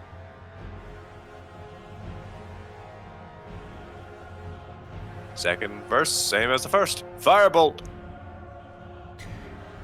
It's wizard time, motherfucker! Fireball! Yeah, 19 definitely hits, and that is 17 total, unless you're gonna reroll ones. Do you have any ones? Nope. Cool, so 17 total reduced to 8. Does not Oh, take it's just- about as much damage as you thought it would. If it has resistance to fire, no, it doesn't. Does not matter, because it has been soaking in that well in the center of the thing for a very long time, so it is waterlogged at the moment, giving it a little bit of protection against fire damage. Fair enough. I'm just saying because channel elements. Yeah, I understand. He does have normal resistance to fire, but that was the reason why I soaked him in the thing in the first place. He just takes half damage from fire attacks. Period. It's not technical resistance. Oh, okay. That's fun with me. So anything fire other than you attacking it will be quartered. Okay. Next up on the docket, the things that I used last round that I shouldn't have are going to start appearing. So let me grab all these little fuckers real quick. There, they're gonna come one by one down the stairs here. Oh, mother of God. So just fucking skittering over the bookshelves and shit. They have, how much movement do they have? 20 feet of movement, so some of them are Do going to they go down the stairs and hop down here. This one's going to go here. This one's going to go here. This one is going to only make it to the top of the stairs there. This one's going to go there. And this one. Do they even have enough movement to get out of there, or is it that, or is that them dashing to get here? Yeah, these two are fine. I'm just saying, like, 5 feet to appear, and then anywhere else they want to go after that, they can, as long as it's within their 15-foot remaining. These guys are going to fall down the stairs, obviously, so... So these are going to be their final positions for this turn, and then they can move as normal in the next one. So we're going to have 2 attacks. I think these things have range. I do have a fireball if people can get out of the way. Yeah. So let's see. It's gonna. 2 of them are gonna try and get chance constricted. Two of them are going to go for. Well, let's do. I'm just gonna go ahead and just preemptively This one pop can't shield as a reaction. Well, it has to be in response to actually hitting you. So let's see if they actually do it first. I'm trying to decide where the attacks are going here. Do 2 on Xenivore, 1 on Falarian, 3 on Chance. 2 on Falarian, actually. What? Don't me. Alright, whatever. Let's do Chance first. He's gonna get 3. 6. 2 19s and a 6. I cast shield, so none of them hit. Fantastic. 2 on Xenivore. Thing constricting. They 7 fucking and a just start- 14. That's a no. They're just beating their tendrils against a wall of energy. 17 to hit Falarian. I'll shield as well. Okay. And I think that's it. I think that's all they can do. So that is their turn. Fantastic. Yeah. Okay. Lemmy, from your position behind the and- desk. Yeah, and I would definitely, just because, these things seem to not. These seems, from where I am, I can tell that these things tend to, for lack of a better word, walk or slither around. Right? They're very much ground based. Yeah, they kind of like, plop themselves along or roll They're- like little they're- meatballs on the ground using their Yeah, tentacles. they are not obviously flyers. In other words, They okay. definitely don't fly. And They don't see how wings. how high up is the ceiling over me? So Over you currently it's 20 feet. When you're at Okay. the bottom of the stairs is 20 feet. Up the stairs, Yep. we can talk about it. all right. Well, with where I am here, I am going to fly up as high as I can, and if it ain't broke, don't fix it. I am going to be casting slow, and I'm going to be. I don't know if I can ping right here, but I'm going to be going for. Let's see. Right here. So it's going to be centered there.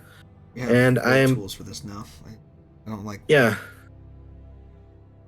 So it So- was it's a cube, right? So square. It's a 40-foot cube within range. centered on a and point. I don't- yes. Yep, it's centered on a point, and this is the point I am choosing to center it on. I'm assuming I can only target creatures that I can see all or part of. So, I'm gonna be, that's It's plenty big. It's big. Yeah, I Yeah, think slow is the only stuff you can do. But does it have a limited number know of what? creatures in it or what? Yeah, that's the thing. Probably before I cast it, I would move to where I could get a better look at these things. So I've already gone up 20, right? So if I dash, that gives me another 40 of movement. So But you I can am see going all to of go. them from your vantage point at the top of the thing. Like you have Overwatch I over can- the whole hallway if you want to. Okay, so I can see every creature around the corner and where it is from where I am, basically. Pretty much, yeah. I 'Cause don't think the- there's anything that's blocking. all right. you. And so I can see that there are how many creatures total? I'm counting 1, 2, 3, 4, 5, 6, 8 that I'm seeing. Is there another one there that is like? No, there's 8. I mean, there's only 8, right? Okay. I'm just making sure there's not another one that I'm missing around the corner or something like that. So okay, cool. I will, from where I am, attempt to restrain, attempt to use slow rather to slow down. Let's see, wisdom saves from. Let's see this. I don't know if I can ping them, but basically the 5 that are up here, like in this area, these 5. 1, 2, 3, 4, 5. The big one. So yeah, I would attempt to restrain just those 1, 2, 3, 4, 5, 6. Essentially the 6 that are furthest away from me and closer to the satyr. I would attempt to restrain those, and I will leave this one and this one out of it. So, yep, that is what I'm attempting to do, and they have to make a Wisdom 14 save. Saving. 2, 3, 4, 5. Yeah. It looks like 2 successes there. And Oh, well. Shambling Mound. slow, anything. So you just normal 18. Oh.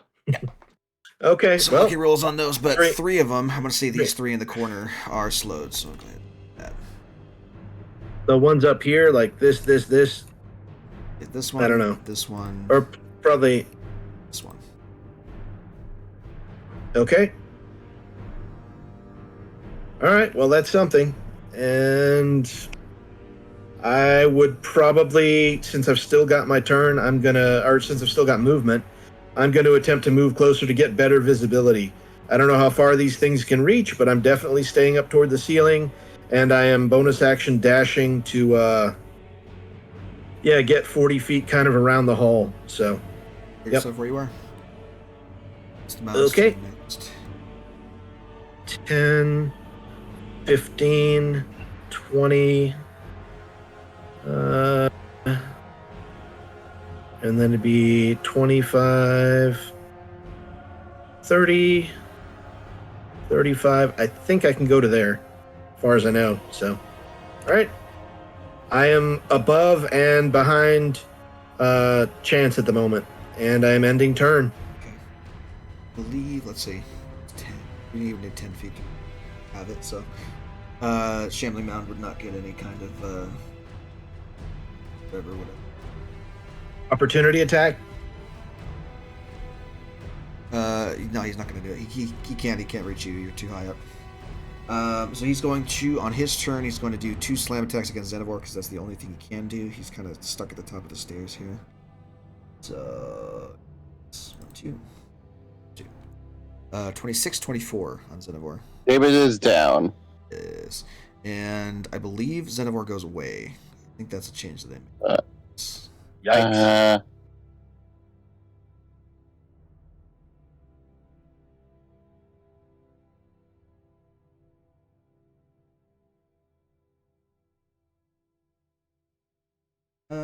Eidolon. Summoner falls to 0 hit points. Eidolon's immediately banished. Okay, so Xenivore is gone. You are down at 0.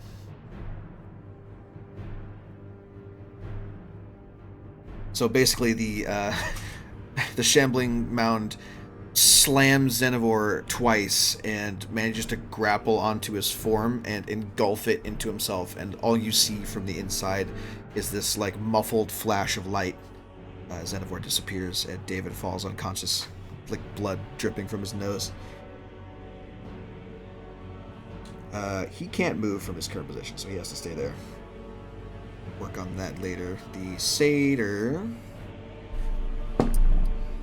Fantastic. That motherfucker's still awake. Nope. Valerian, go ahead. Yeah. Again, if y'all can get clear, I can fireball and try and get rid of a chunk of these. Do these other little critters look like they've been soaking in a well water for this whole time? No. Okay. They were, they bear a striking resemblance to some of the plants that were in the planters that the Satyr was trimming earlier in the day. Okay, I am going to upcast this, and I am going to designate everybody in our party, plus the Satyr, plus the Archmage. Make sure you need to be able to see them or not here. Oh, okay. This is just who's... I just need to see our allies to designate them. Yeah, no worries. You can any number of creatures you can see to be unaffected by it. So you can see who right now is the question. You can see David and the Archmage is who you can see. Chance and Lemmy. Yep, so where the hell is the Satyr? He's up around the corner.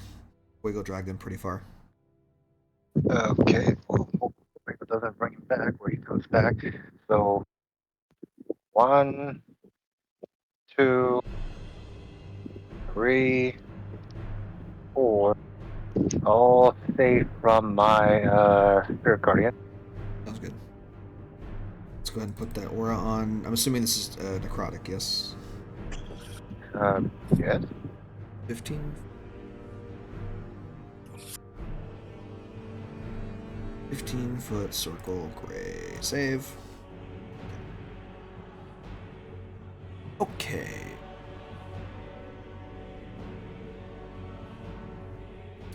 We will work on that when it is their turn. That Bonus was action. my action, right? Bonus action. I am going to stab. Go for it.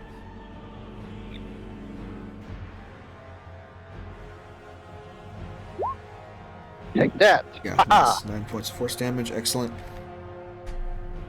Okay. And any movement from you? Any other movement from you, rather? This already took the white back. The Archmage, I think, done it went away. No, he didn't. So if you moved away Shit. from it, it would still have back on you. Well, in that case, I would have done my turn differently. I thought, too late now. I already declared it. What the fuck am I doing? Why are you showing this? I don't know. Are you using Misty Step? Is that what's happening? I was thinking about it, but I used my bonus action, so I can't do that. You also used your action to do that. Spirit Guardian, so else is up.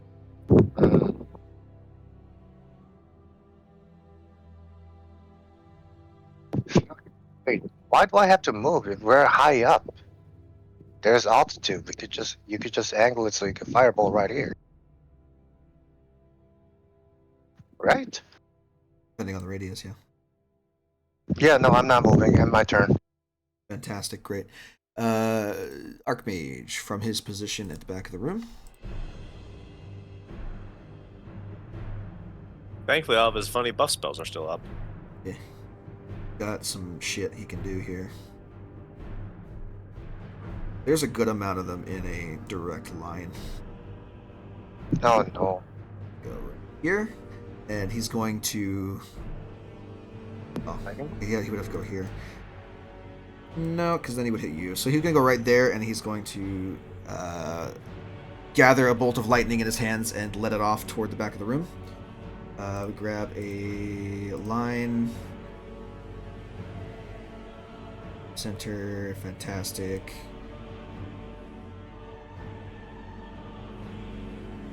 Good thing this is not the version of lightning bolt that ricochets off of solid surfaces from previous edition. A beam. There we go. That's what I want. Try that again. There we go. That's a little better. Just ignore the fact that part of it's coming from Larian.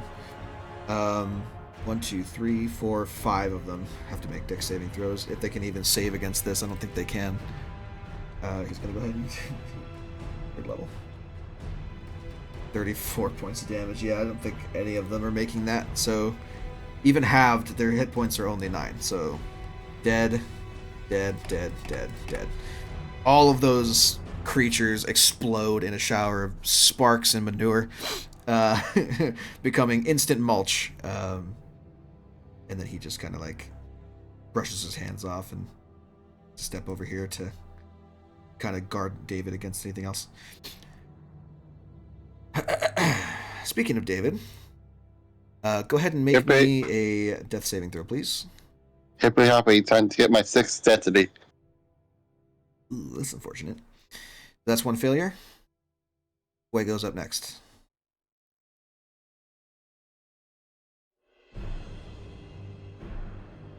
Action dash, just go drag him off the map. Both of these guys are gone. I'm going to consider them out of this combat.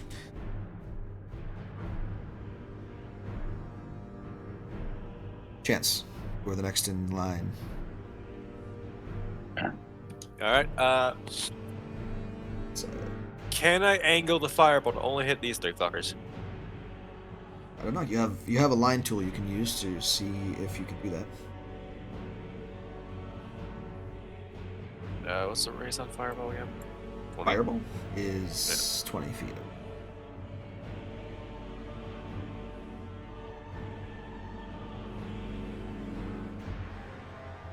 And it's centered on a point, remember, so it's not the center of a square. You want to do, where it says grid snapping, you want to just snap the corner. Is fireball a sphere or a circle? It's a sphere. Yeah, unless altitude becomes less altitude and angling, like fucking have to pull a protractor, there's no way I can fireball without blasting friendlies.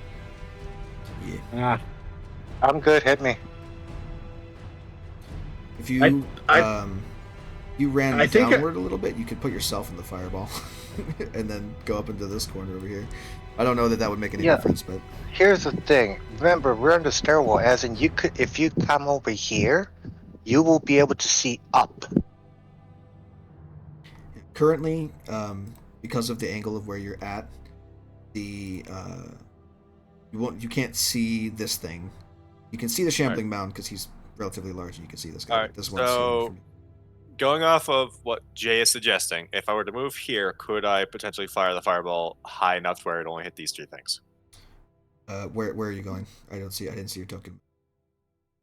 If I went here, for example, Uh, because I can see up the stairwell. so let's find out. So it's a It's a spiral staircase. synaptic.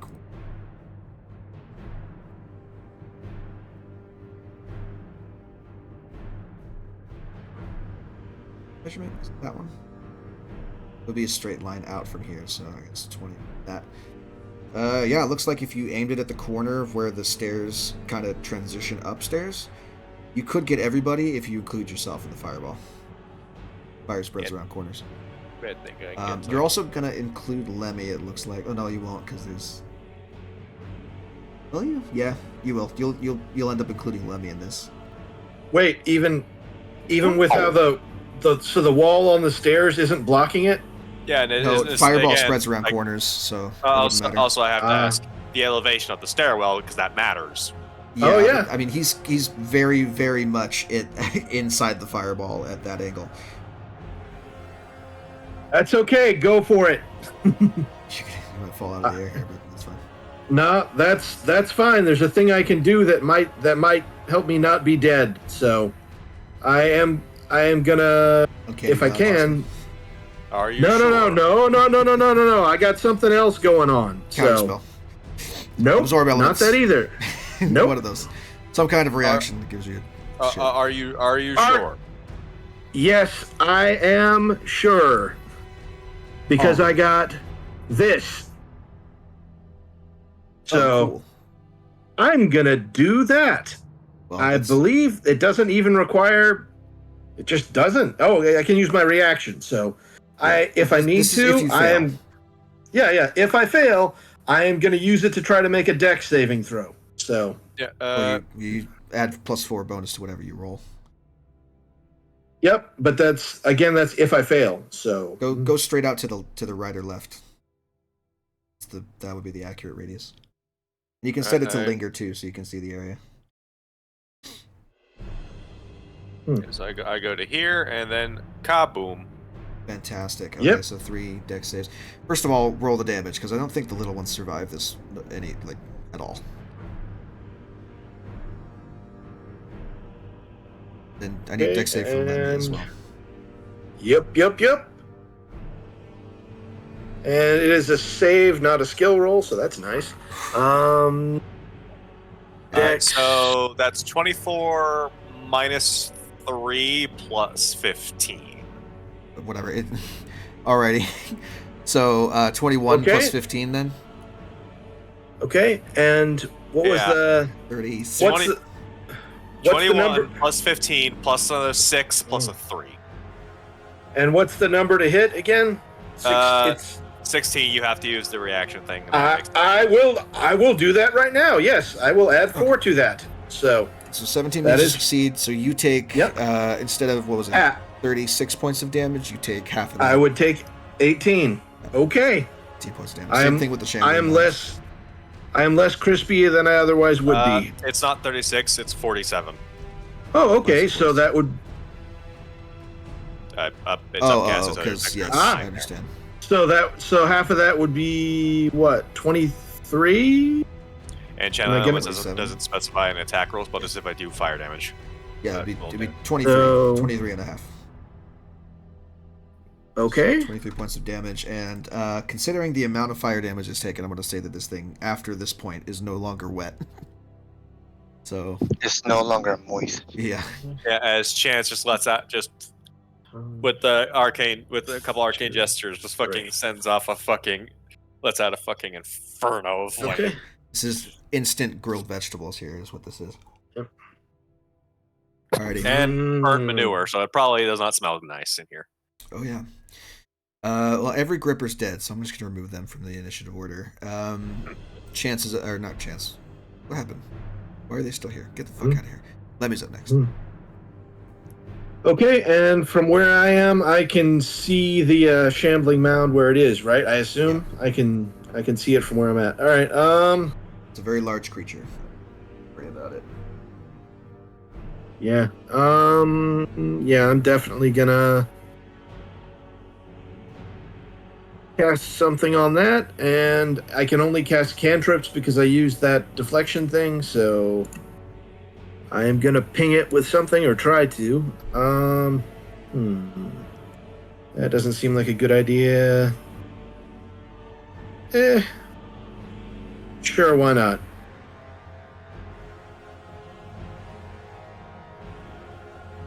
So all the targets Yep. for your slow spell are dead, so just nix the concentration on that for Yeah, you. so that's something. And yeah, this I can only do cantrips, so I am going to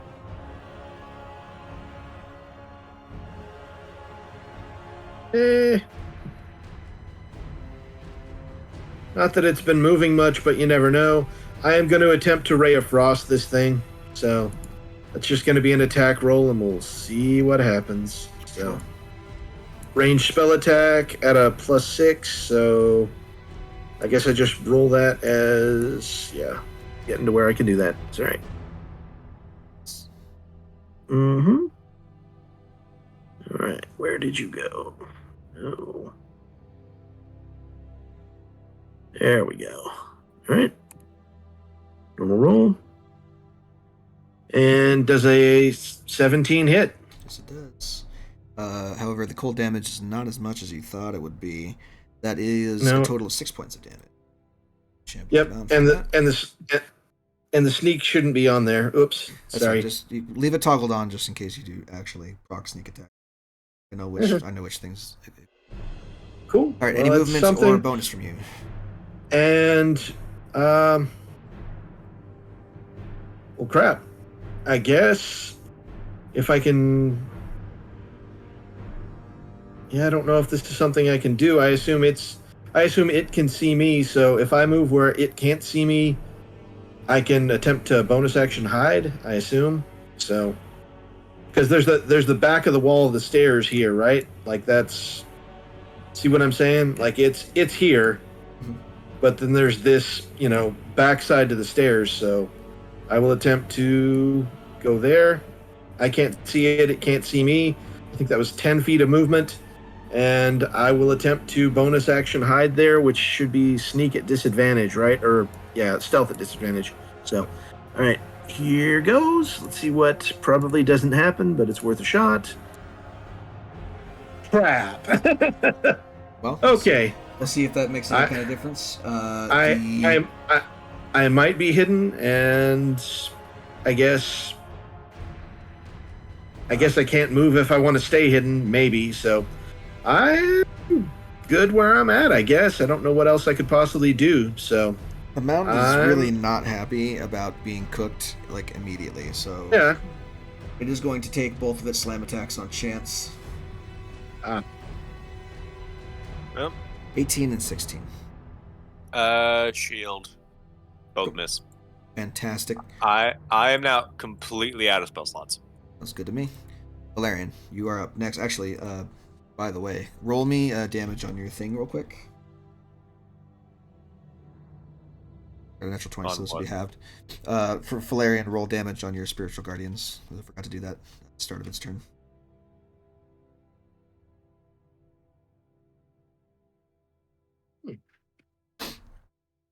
Still here. I don't know. I'm here. Just a wireless mouse means I could go use the restroom I'll without. say, but- shouldn't I have taken Spirit Guardians twice? No. There's the area when it first cast, and then it moved, and then it started the area. Just because Baldur's Gate does that doesn't mean that that's how it's done. It does not when you spawn it, it doesn't proc. It's only at the start of its turn. If it were to be out of the radius and then move into it, it would proc for the first time on that turn as well. Okay. 17, fantastic. Yeah, he does make the save. 19, It I is 19 upcasted points it. damage. Halved is 9 points. Why is it halved? He made the save. He rolled a natural 20 in his wisdom. Ah, fuck you. One too many. No, that was right. Never mind. Is he right in forgot my what 18 face, halved or was. he's not? He's not right in my face, is it? He is. Yeah, he's right next to you. Oh.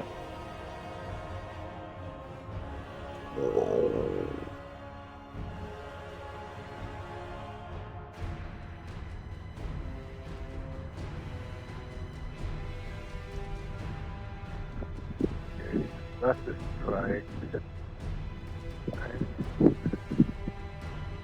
Let's just work all of this. Some whispering going on in the background here.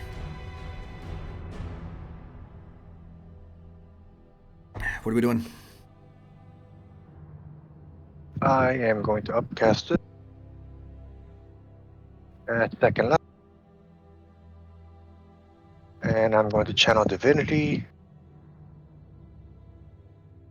This is something, I assume. What Yep. What are we doing? I didn't hear what you said you were doing. Oh, And blink inflict wounds. I see. wounds. I understand. Yep, that'll do it. See how much damage this does. Jesus. He's like way dead. How? Describe to me how it crumbles to dust and dies. Oh, hey, I think I found the core. And I'd reach out and grab it and just start necrotic energy just spread all the way from where I touch the core and just spreads out until he just crumbles to dust. Yeah, immediate mulch. Like it's nothing but fertilizer now. Crumbles away to nothing and becomes dust in the wind. Easily enough. That was like All right, I am out of double what I had effective. left. I am out of magic, so let's get the fuck out of here before. Yeah, I'm out of all my 4th level, 3rd level. I got 2 second level and 3 first level. Like my energy is tapped out. I can barely manage a cantrip at this point. Yeah, I'm very frugal when it comes to spell slots. David, go ahead and make me a death saving throw, please.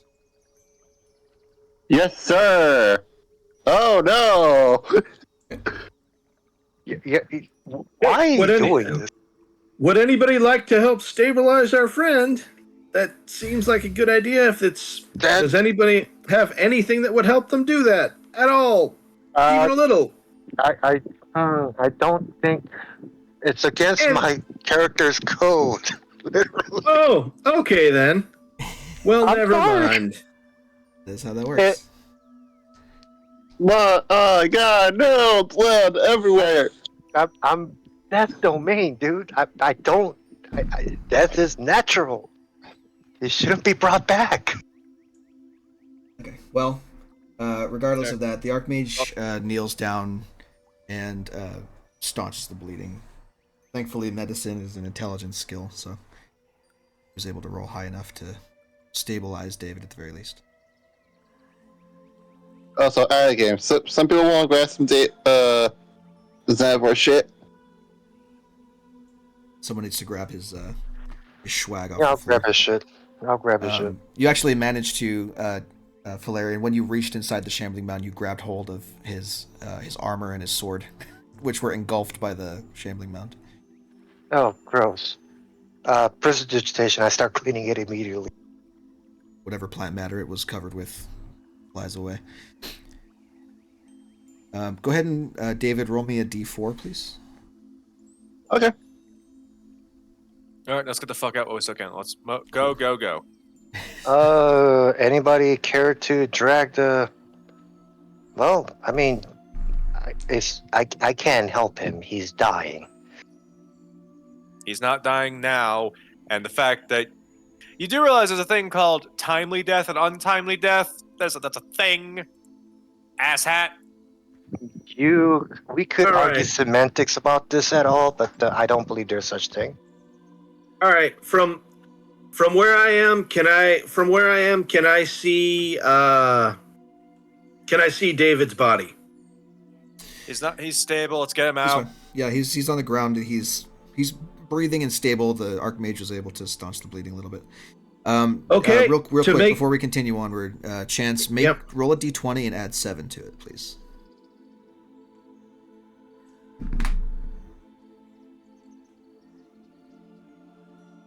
$18. Cool. All right. Thank you. All right. Working on dragging David back down the stairs here. Okay. From where I am, I assume I can see him, right? Yes. Okay. And he's unconscious, correct? I assume. He is unconscious at 0 hit points. Okay, so let's see. Sure. It doesn't. I don't know. I don't know if he's willing or unwilling. But I don't think it matters. I think he has to make the save regardless because it's just his body's natural reaction to being affected by magic at this point. Subconscious. Okay, let's see if his Constitution roll beats a 14. So, Sure. and if it doesn't, if it does not, I am shrinking him, so he will be easier to carry and get to safety. That's the goal. Oh no! That's a no. So Oh, David, how sad. David is You reduced could- in size. You could fail purposely. For the next, you can Consciously, actually, he's not conscious. no. See if he was, yeah. So he can't be willing. So he's unwilling. Okay, let's get the fellow, for right now, small person, to safety. Let's go. It should be fairly easy to carry like this. I did what I could, man. So hold on a second. Damn it, Jim! I'm a wizard, not a cleric. I know I need to go find a secondary satyr thing here. All right, the satyr. Damn it. While the satyr was Yeah. downstairs, he managed to roll a natural 20 on his death saving throw, and and got up at 1 and tried to escape. That's what that d20 plus 7 was. That was Fuego's athletics. So Fuego is currently sitting on top of him as he's struggling to get free. As you guys kind of go down to the bottom floor here. That's fucking hilarious.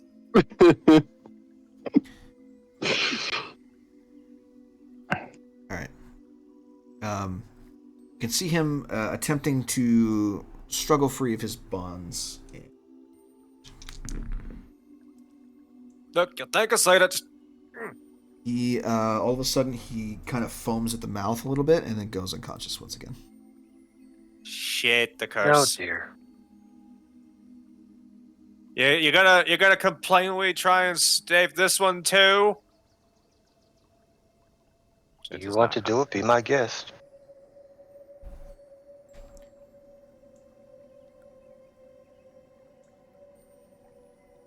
Let's see. Also, this is entirely in character beef. A love game, no issue. Shit. He was not prepared to remove curses today, unfortunately. The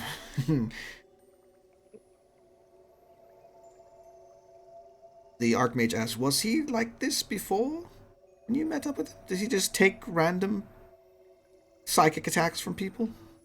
It's so I bet my house that it's part of the curse.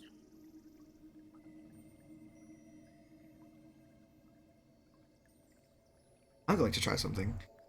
He like, I can't believe I'm using fucking high level spell slot for this. He raises. Fuck, he's already cast. Stop. He kind of does an arcane like symbol in the air with his hands and holds out his palm up, holds out his arm palm up, and the axe appears in his hand. Reports it.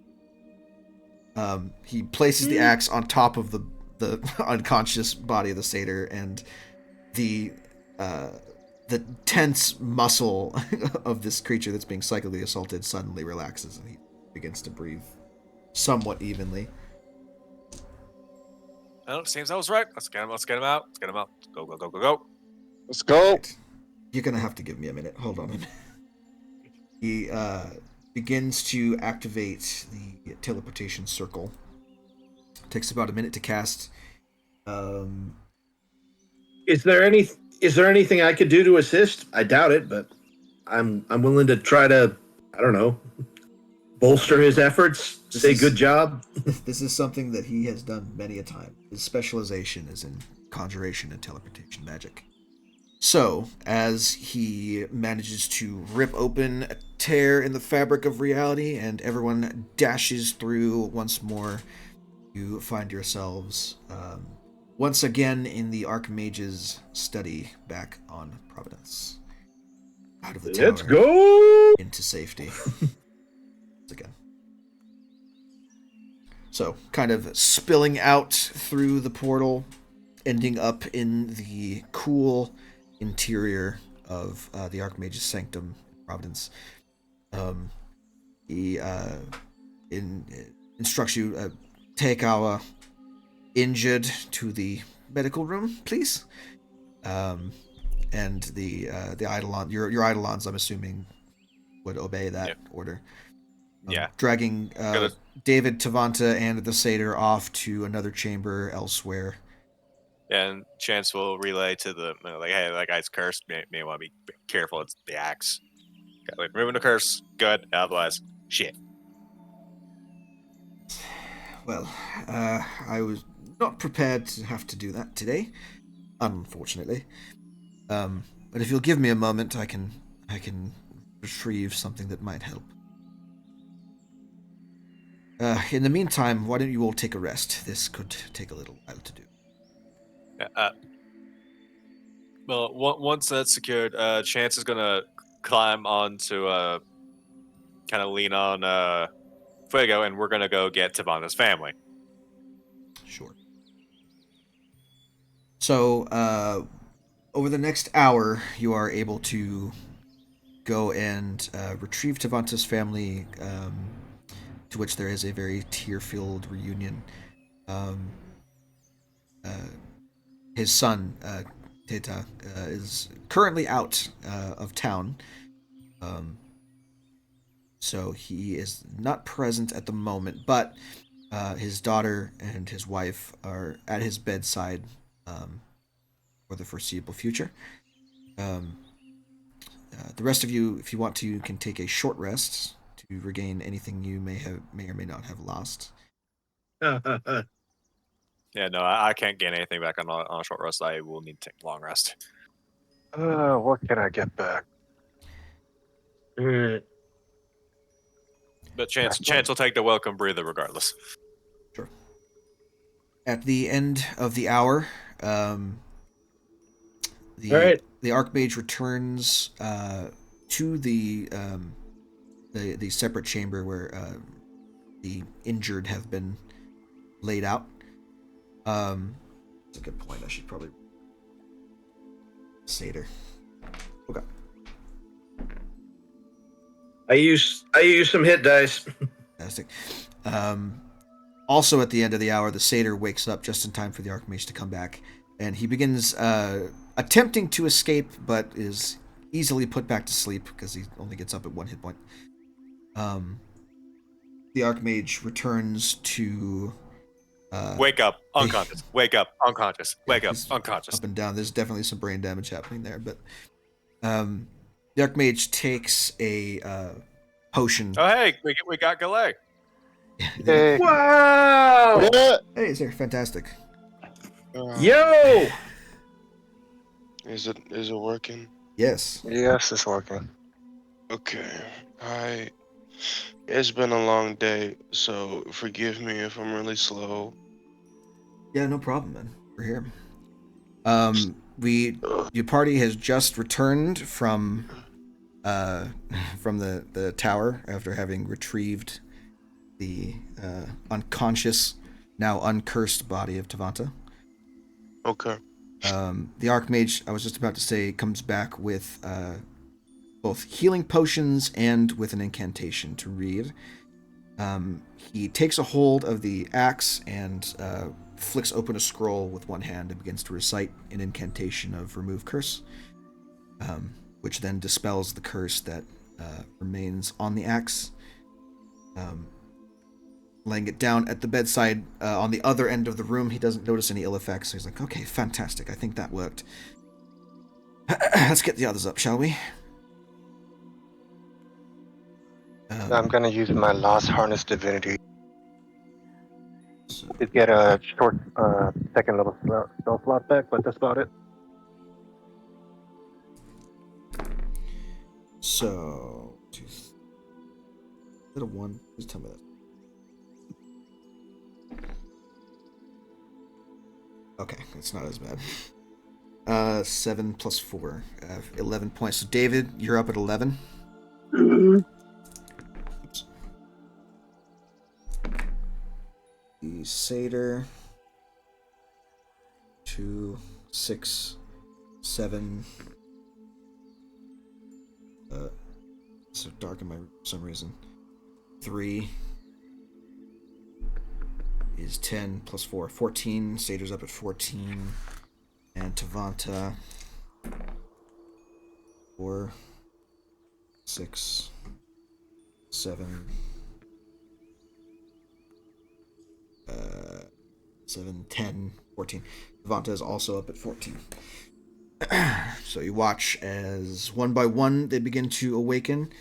Tavanta, you awaken to not only some familiar faces, but also some unfamiliar faces. Most prominently, your sobbing wife and daughter are at your bedside, and the Archmage is currently leaned over you, having poured a greater healing potion down your throat. You can see, you can see also the concerned face of Chance is among you. It's the last familiar face that you see, and you see another 3, 4 or 5 strangers, kind of spread out in the background. Very tall, white dragonborn, a rather diminutive halfling-looking person, a grim-looking human, and a drow who's laid out on a bed next to yours. And then the bed across from that, there is a satyr that's currently shaking off his unconscious stupor. Final one is another human-looking man, like angular jaw, very very sharp features, but incredibly handsome for a human. Kind of leaned up against the wall, kind of eyeing everybody with an air of concern, but removal from the rest of the group there. Toronto wakes up. Like just speaking Minotaur like gibberish. And just sees his family, and his like just first instinct is to like comfort them, so he just hugs them close and is in Minotaur. In Minotaur saying, "Hey, Ari, Amari, what is going on? Why are we crying? They're just sobbing into you. They can't form words at the moment. Hey, it's going to be okay." You do take note that And your I son currently is not in the room.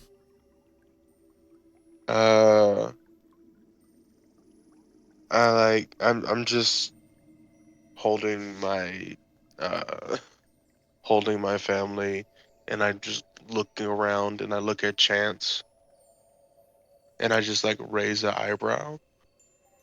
What this happened? A lot, my friend. A lot. Who is all these people? Amari, I, oh, someone give me an explanation, please. There's my You brain you is like fog, dark and heavy. you were a pit monster, but you got better. That's the short version. Yes. Okay, my friend, short version is not going to work. We were captured by the Black Circle, tortured, cursed. And transformed. You and I are the only ones left. Wait, of the match? Lamora and the other one didn't make it. I put out a hand to steady his shoulder.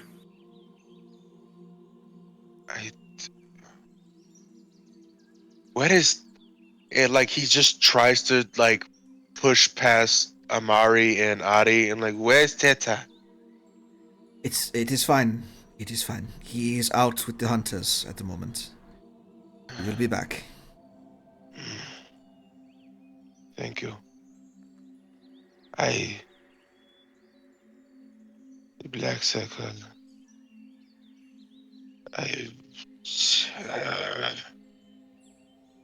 You were gone How for did we get quite some time. 8 months. We've been gone for 8 months. 8 months?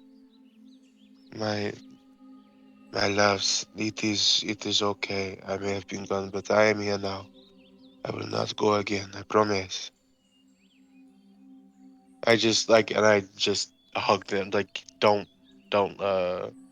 I don't try to fight past them anymore. I'm just lying down and holding them close. Yeah, you are. If they've gotten up, I just hold their hands. You are incredibly exhausted. This cursed for 8 months transformed into whatever horrifying monster is beyond your imagination. And then having come back from the dead after that experience is something that the body does not take lightly. At least for the time being, you are bereft of strength and very, very weakened by the events of the last 24 hours / 8 months. /8 months. Yeah.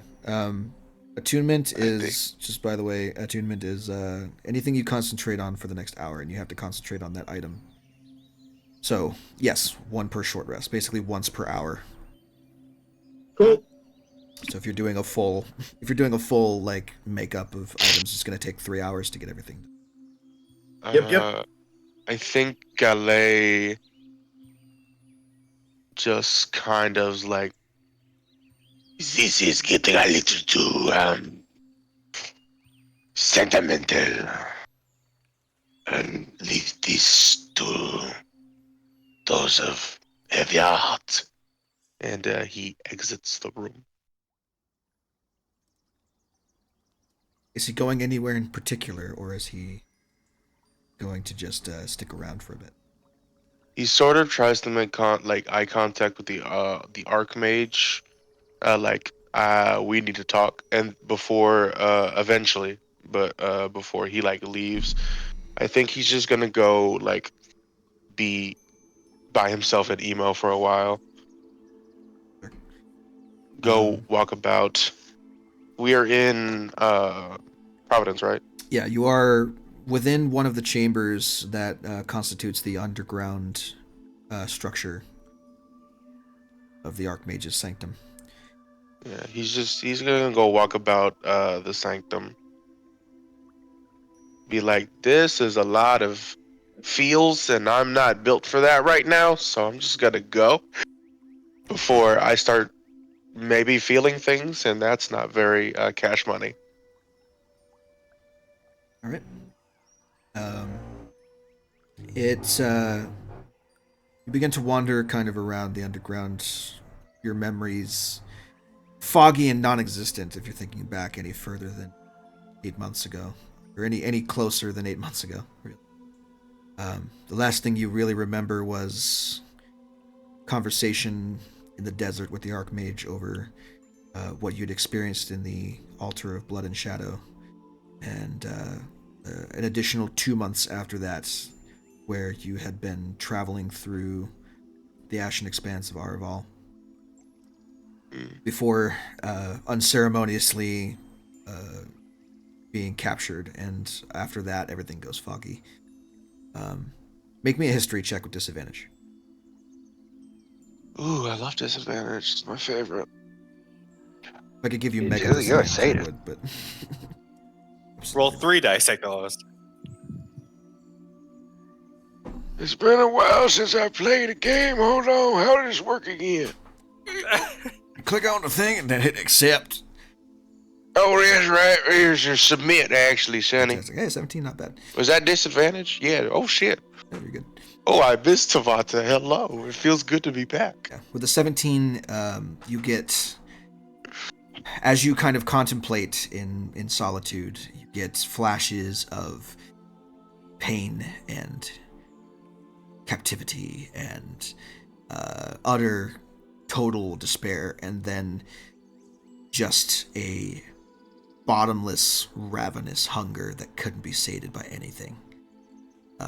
And through all these flashbacks, once you kind of come to, you realize that you've made your way into the Central Grove area, where once you had dealt with the quote-unquote white lady of this sanctum so many years ago now. Actually, it's been about 2 years that you've been on the planet. Just ruminating on everything that's happened thus far and trying to make sense of your current predicament. I feel like Go ahead. Amadi and Adi are not too far away at all times. No. Just to make sure my ass don't dip again. Well, your wife, And in her infinite wisdom, recognizes the need to be alone after a harrowing event, but they nonetheless they are, when you're ready, they are waiting for you at the entrance of the grove. She is talking to Ari, and they're just kind of regarding you silently, waiting patiently for you to kind of reconvene yourself. But in the meantime, while that's happening, the satyr, who is now awoken, drinking of the potion, kind of sits up in his bed, shakes his head a little bit, blinks his eyes, and regards all of you and says, right, am I good? Am I a prisoner? Am I good to go? How much do you remember? Who are you? That answers that question. Name, Aokai, may not ring any bells, just to try and make sure I understand your favorite reference. Aokai, King of the Fearbulk? Oh, you've heard of him. I don't know what that has to do with this prison. Are you lackeys or what? No, Mercenaries? no. Just acquaintances. Where even are we? I don't recognize this place at all. He's kind of looking around, looking at the room okay, like, what the fuck is this? Let me explain. A lot's happened. You were, for a while, you were kept prisoner under a curse for a wizard in her tower. Ring any bells? See if it rings any bells. Nope. Wizard in the tower. You can see him kind of squint, like furrow his brow a little bit. He's like, I don't remember. I remember napping under a tree, playing some panpipes early in the afternoon, smoking a bit of weed, and then nothing. Yeah, you've been a prisoner for a good while, and because, didn't want to leave you prisoner for the rest of your lifespan, we freed you and brought you here. Huh. Is the axe anywhere physically nearby, or has that been just taken far away? That is, We left it at the fucking floor. No, you don't. No, we had to We bring it don't? with us, otherwise No? we had to bring it with us. We found out we had to bring it with us, otherwise because he keep taking psychic damage until he fucking died. Yeah. The axe was If it's- cursed to be bound to him, and him being separated from it meant that it would slowly kill him over time.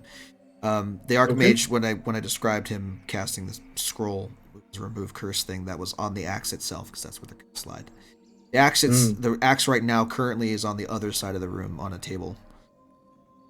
Well, I suggest to some larger individuals than me, and well, first I say to the satyr, don't get the wrong idea on this. Let's just say you have history with what I'm about to show you. It may help you bring back a memory. My only advice is, do not touch it. And I probably wrap some kind of cloth around my hands, so I am not directly touching the axe.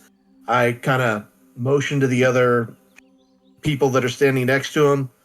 Be ready to hold him if anything happens, okay? and then I go over and very, very slowly and carefully use the cloth to pick up the axe and bring it where the satyr can see it. But I'm probably about, I would say, 10 feet away, and I would say, does this bring back any memories? This is what bound you to that foul place. Kind of looks at the axe and furrows his brow again, trying to remember. Clearly, he's trying to remember something, but just kind of shakes his head and says, I have no idea what that is. Never seen that before in my life. Well, that's quite an enchantment if it can... What, charm me? Oof, that doesn't happen often. Worse yet, it made you do work for free. No. Me? Free work, really? Fuck that bitch. Constantly. God damn it. There's Yeah, one give thing that I back- like. It's my free time to traipse around the grove and play my bagpipes without fucking working about it. And That bitch has give- got to pay. And given her elvish lifespan, you were probably doing that for centuries, give or take. I don't even know where I am. Am I in the material? Everything seems kind of muted. Yeah, you're on the material plane now. Shite. And I don't know what fucking time is like here. Yeah. Do you want me to kind of bring you up to speed, at least from what little I know is happening on the face side of things? If you're not going to cast that banishment, you lose the spell slot, by the way. I mean... Fair enough. He's not being hostile, so. Yeah. There's a reason why I sent you on Whisper. I know. I mean, everyone can see you preparing the spell. It's not... You're not a sorcerer. You can't silent cast it. I But they carefully didn't know what it was.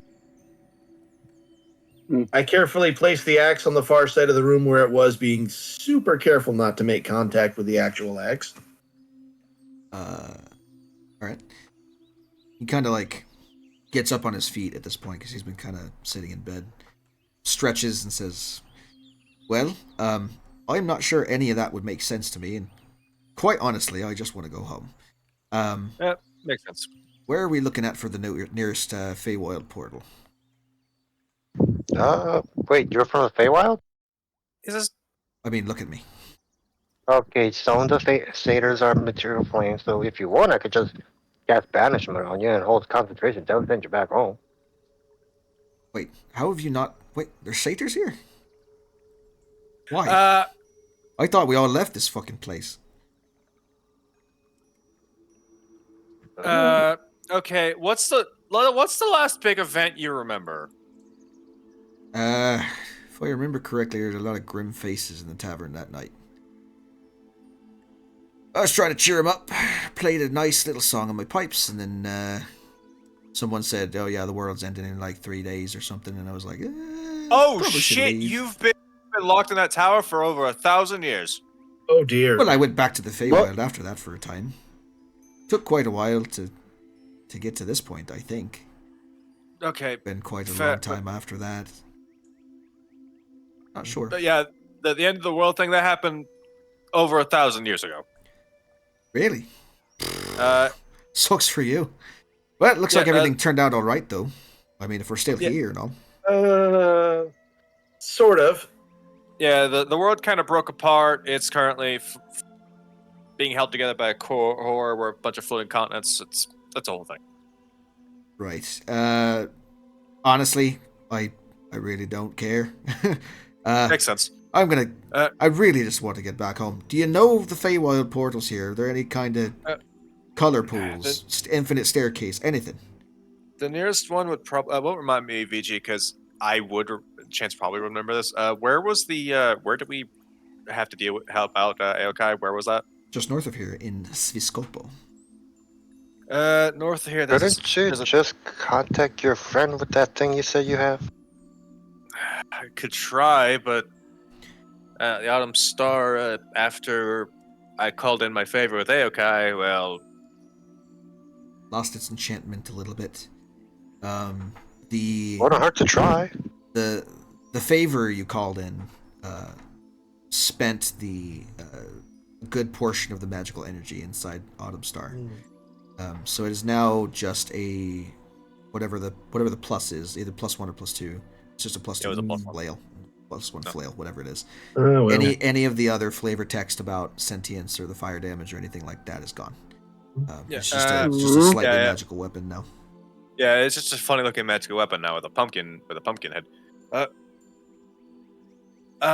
Okay. North of here, there's a town, Sviscopo. Should be a Fey portal somewhere, a Feywild portal somewhere near there. Because that's where we met Aokai and that happened. Long Oh story short. shit! You met the guy, eh? Yeah, helped him out. Got a favor. Used the favor. It's the whole thing. Earning that from Aokai. Either he was really desperate, or you guys are something else. Probably a little column A, column B. Killed some guy called the Jack and Irons. That was a thing. He's a lower rank in Archfey, but certainly not the most powerful. But hey, if you earned a bone from him, you earned a bone from him. I don't know who the fuck you're talking about, Jack and I. Who the hell is that guy? All right, well, if that's where I'm going, then that's where I'm going. We can at least give you some food until you get. I can take care of it. I've got my means. Yeah, no, fair enough. As long as I've got my. Devonta is just like, this is some fucking weird bullshit and not the vibe I need to process my trauma right now. So I'm gonna fuck off. Yeah, you're out of the room. You're gone. Okay. They're all having this conversation in kind of like the medical bay. You have gone to the grove at this point. You watch as the satyr kind of reaches around his chest and his belt area. And he's like, "Fucking god damn it! They took my pipes, didn't they? Son of a bitch." I guess I'll have to find some more of those. God damn it! We could probably get you another set. I go over to the I go back from where the axe has been replaced in its original spot on the far side of the room. I do go over to the satyr and I say, and I bow briefly and then look up at him because I imagine he's a bit taller than me. And I say, "But forgive us, friend, we're being rude." And I hold out my hand. Limestone. That's what you can call me. What can I call you? What are we using code names now? All right. No, that's the actual name.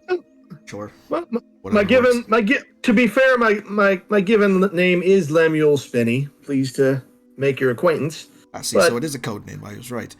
I'm Jovius. Very nice to meet you. Jovius, yeah. Well, it's limestone's a little bit what I like, and it's kind of who I am. And I scratch my face with a finger, and it kind of makes a rough sound. So, good to meet you, Jovius. And I step back and let anybody else who cares to introduce themselves to our new acquaintance. My name is Chance Fairweather. Right. Very nice. Thank you for rescuing me, by the way. Yeah. David Doris. Given how I was also a prisoner in that tower for a bit, couldn't just leave you there. My name is Valerian Hexelem, and I do believe I could help you with the pipe area. I may or may not have experimented during the college years, and may have still kept some around for no reason whatsoever, and provide him with a pipe, well-used pipe, and a bag of something. He's like for pan pipes, not like. I I don't think he'll turn down a smoking pipe. I mean, at this point, I'll take whatever we can get. I'd like both ends of the pipe, please.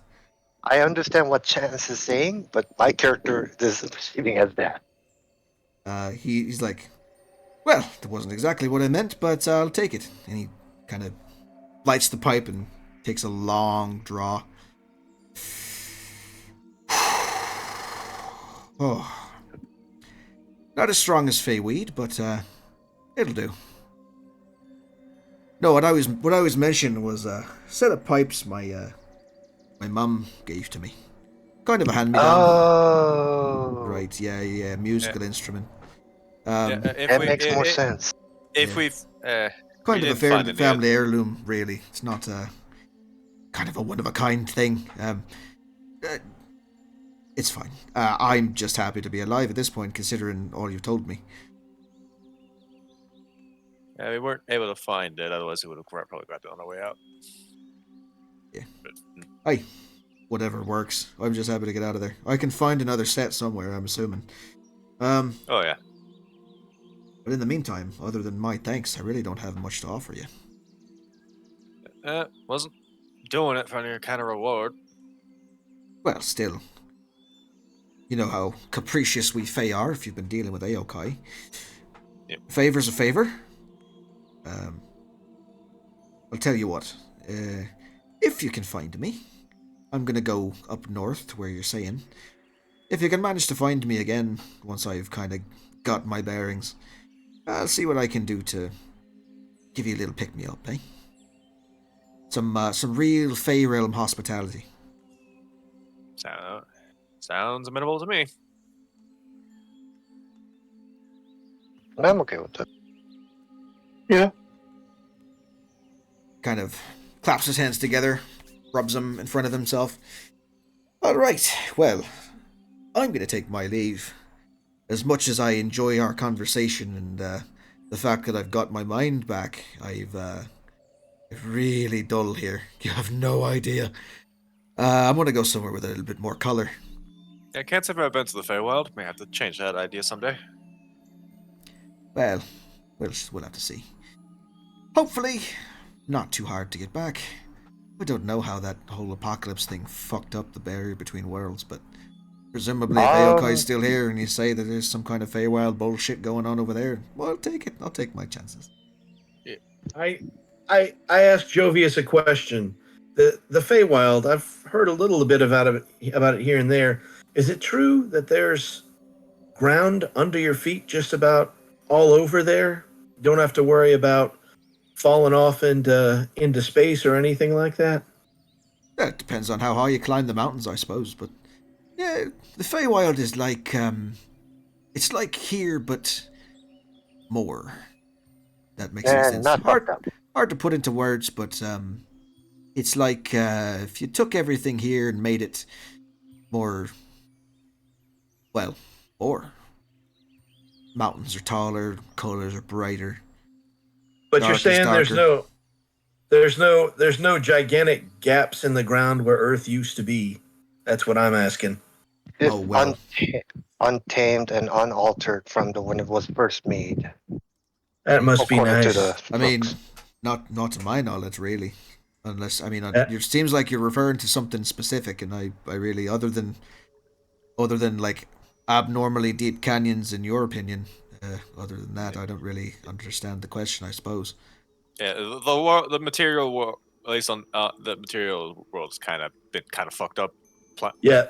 It shattered. Well, So- I mean, an apocalypse word will of kind of advi- do that to you, wouldn't it? Yeah, a word of advice, Jovius. Stay away from the edges. Oh, and be wary about gravity storms. Yeah, that too. You know Noted- what? I'm gonna give you the map I have. There's a little note of concern in my voice here, if you can't tell. Yeah, it's not all there, and I mean that quite literally, sir. I give him my map so he could see the world as it is now. And We're here, and that's this not- is where. that's not water. That's not water. Yeah, I'm explaining the map to him. Yeah. It's like, so that's all the gaps. Don't jump in there, you'll die. And this is a town where Lord Chance Feywild said that the portal to the Feywild is. Right. Okay. That's. I thought you that's could really use a interesting. map. I'm sorry. Hey, I'll take it. Thank you. Look, if I'm sure I could find my way there eventually, but better to have a sense of direction, right? Yeah, just be ready to tie yourself to a tree. We're not joking about that. No, Gravity Sure. storms are bitch. Kind of as reaches over to the side and takes a length of rope that he was previously bound with.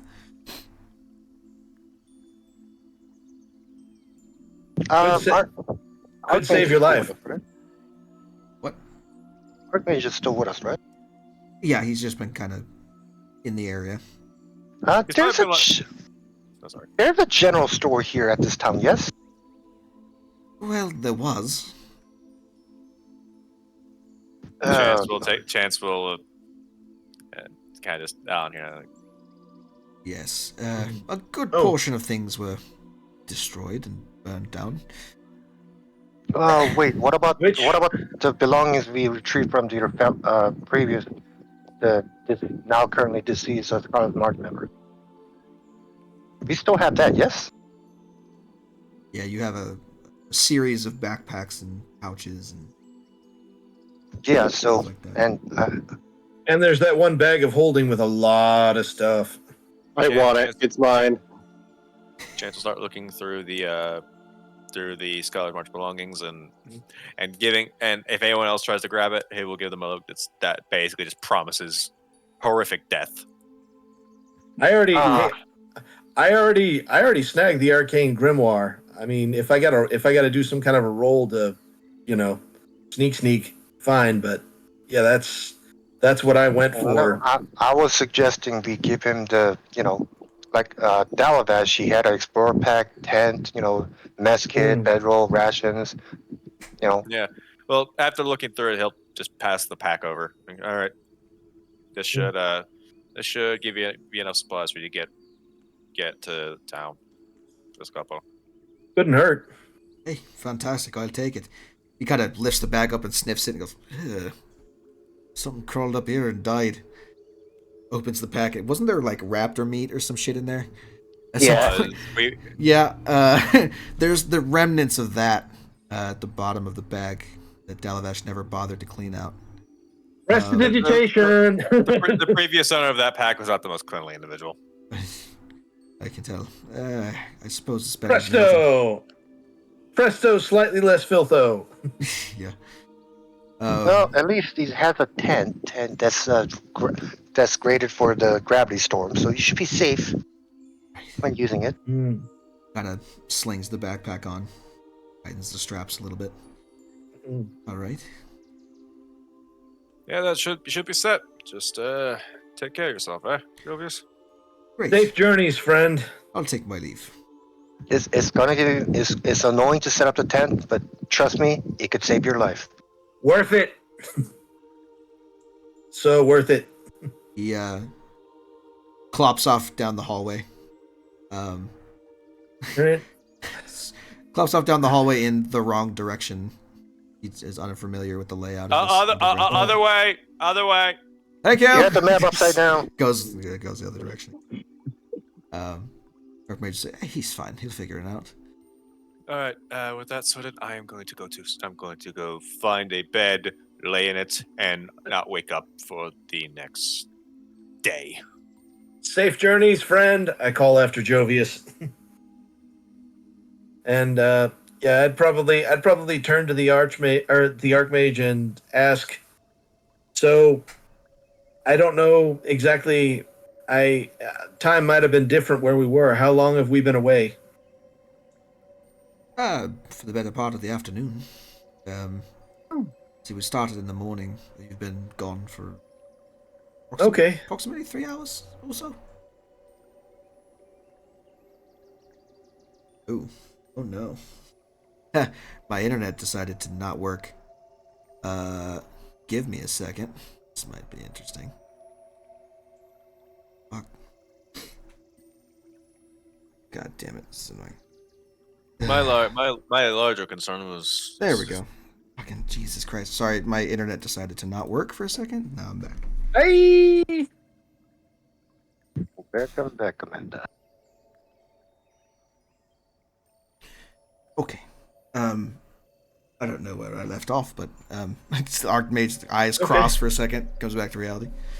Better part of the afternoon. It's closer to about 10 o'clock. Okay. Yeah. When you have time, sir, I would like to speak to you a bit in private. By the way, I just realized we've been saying this whole time. There's this angel guy. I've just been vibing. He's been. Yeah, for 1 minute. I give him his gear back, by the way. Should probably introduce him. Yeah, that's not a bad idea. Like I've introduced the guy to the Archmage, but it's like if you, when you I got don't- I'd like to speak to you a bit in private. We had a chance to talk. And, It was about an hour of time when you took your short rest that he was to. And I'd probably wave the Archmage over for a second because I know this was just earlier today, but still, I just kind of whisper or kind of say in a low voice. So the rifle I gave you folks, did it get to somebody who can make sense out of it? I think it might make a difference if anything bad happens here again. I mean, it did. Whether or not they can disseminate any knowledge from it, discern any knowledge from it, it's a matter of time. It's only been 3 hours, a day. Yeah. So you probably give it time. Fair enough. We'll keep working on it. As I'm sure you noticed, the Silver Fox was rubble. Unfortunately, that was our primary shop of artifice in town. I mean, I have a laboratory, but it wasn't as well equipped and still isn't. Well, at least he's got the sign. It's a start. The more important set of research, as far as I'm concerned, is redoing the magical protections originally on this place. I had originally placed illusions and other things while we were first establishing Providence some 2 years ago now, and those have faded since. Probably need to be reinforced with some other magic, which I have yet to research. That's something for another time, and nothing you need to worry about. No, what I want to know is what you were able to learn from that tower. What knowledge you picked up and what your experience was. If there's any kind of insight that we've gleaned from infiltrating Urena's personal sanctum. I think it's best we all share that information. I hold up the Heartweaver's primer to him. This was in a very secret place. It seemed like it was really important to someone. So, if there's anything you can get from this, I hand it over to him and say, look through it. It might be of some use. I also pull out the Ruminations on Abjuration book that I got way back from Hadrigan's place and say, if you're looking to keep the place safe, this might be more use, though.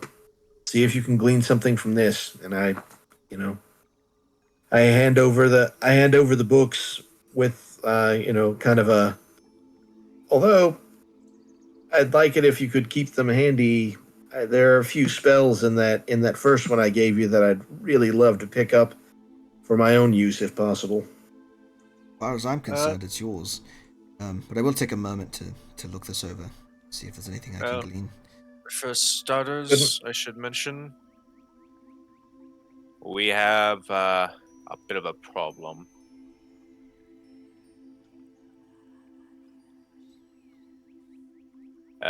With our experiences at that tower, learned a bit about our enemies, and also that we have more than we thought. Turns out the Black Circle cropping up, don't they? Turns out the Black Circle had agents and allies even back home.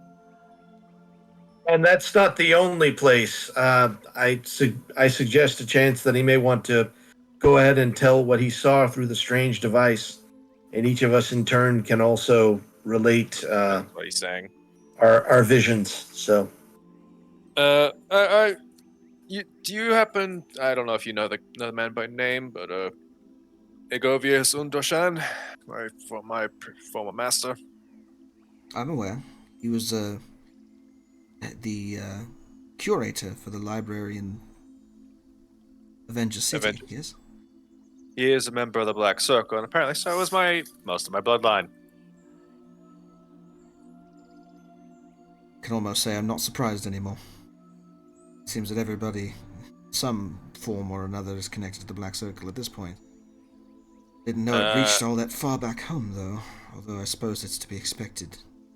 Because on the apparatus, It showed memories of one of the arena. Seemed like it was wait for it. The Black Circle is backed by Archdevils. Let's see. Urena was particularly looking for something called the Grimoire Infinitus in the ancient prison. The Grimoire? That's not been seen for over 1,000 years. Yeah, Really, longer than that, really. Now that I mention it, that was something that the old wardens were taking care of, if I remember correctly. Yes, she's on the impression that the prison that the ones are going to hold a bunch of that is all there. We know that I also found out that Hadrigan was appointed directly by Asmodeus to lead the Black Circle. So, Holding a pact with the King of the Hells is something we should have expected, I suppose. It seems most of the major Black Circle members have at least one devilish patron of the Archfiends. Urena's own being Glacia. It explains his meteoric rise to power. That much I know. From what I was able to dig up about Hadrigan's past dealings, it seems that he rose to prominence in Zatborvis province just really in the last decade or so. He was appointed after winning a similar championship to what you chance. The way he quickly wormed his way into the good graces of Percival, though, and the amount of funding that he's been able to procure, not to mention the followers, compound, everything points to an uncanny amount of interference.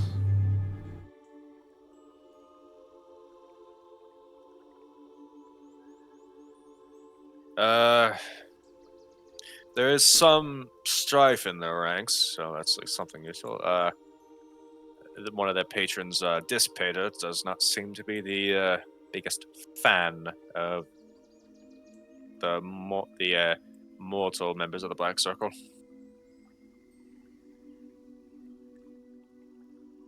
Roll that Arcana check again. Dissipator he's not known for his pragmatism. He's more known for his paranoia than anything. His realm is a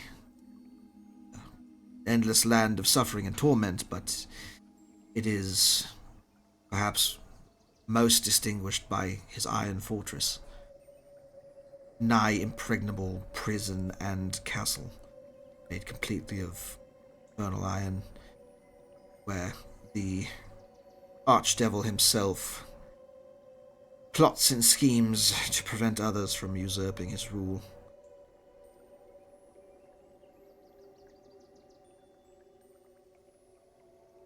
I suppose to drag him out of hiding, though, drag him into the light as much as he has been, through the use of his followers, that is a concern. Something were important enough to cause him to work together with the other Archdevils towards a common goal. Yeah. Seems they all either work with or have a reason to work for this Dark One, Malachor. I don't know how you would know that. Well, we know that. Oh, we know they have ties to the Dark One, and I also know the name. I was responding to the comment in the chat. It wasn't to me. You don't even know where Chance's house is. I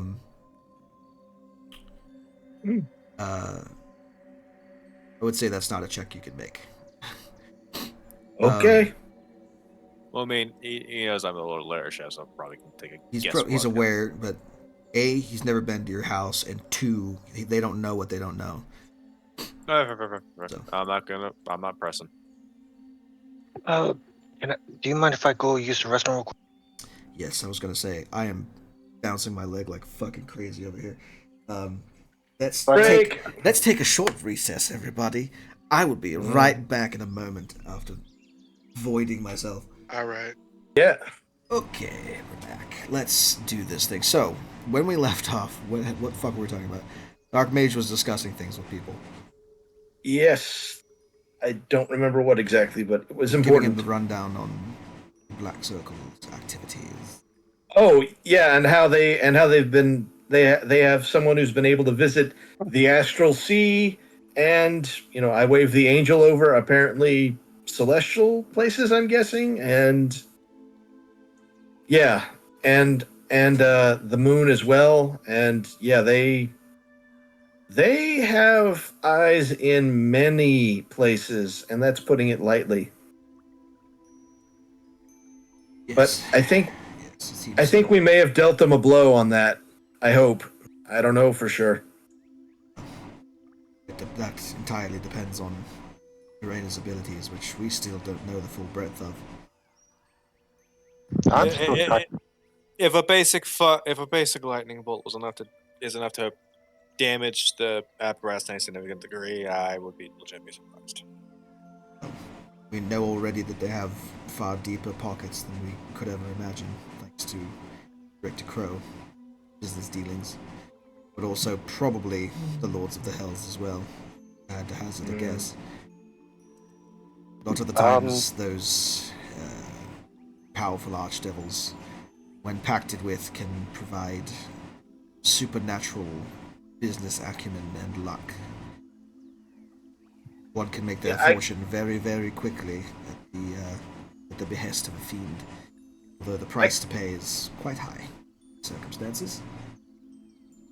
I turn to Chance. Didn't you say you saw something about some kind of an archdevil?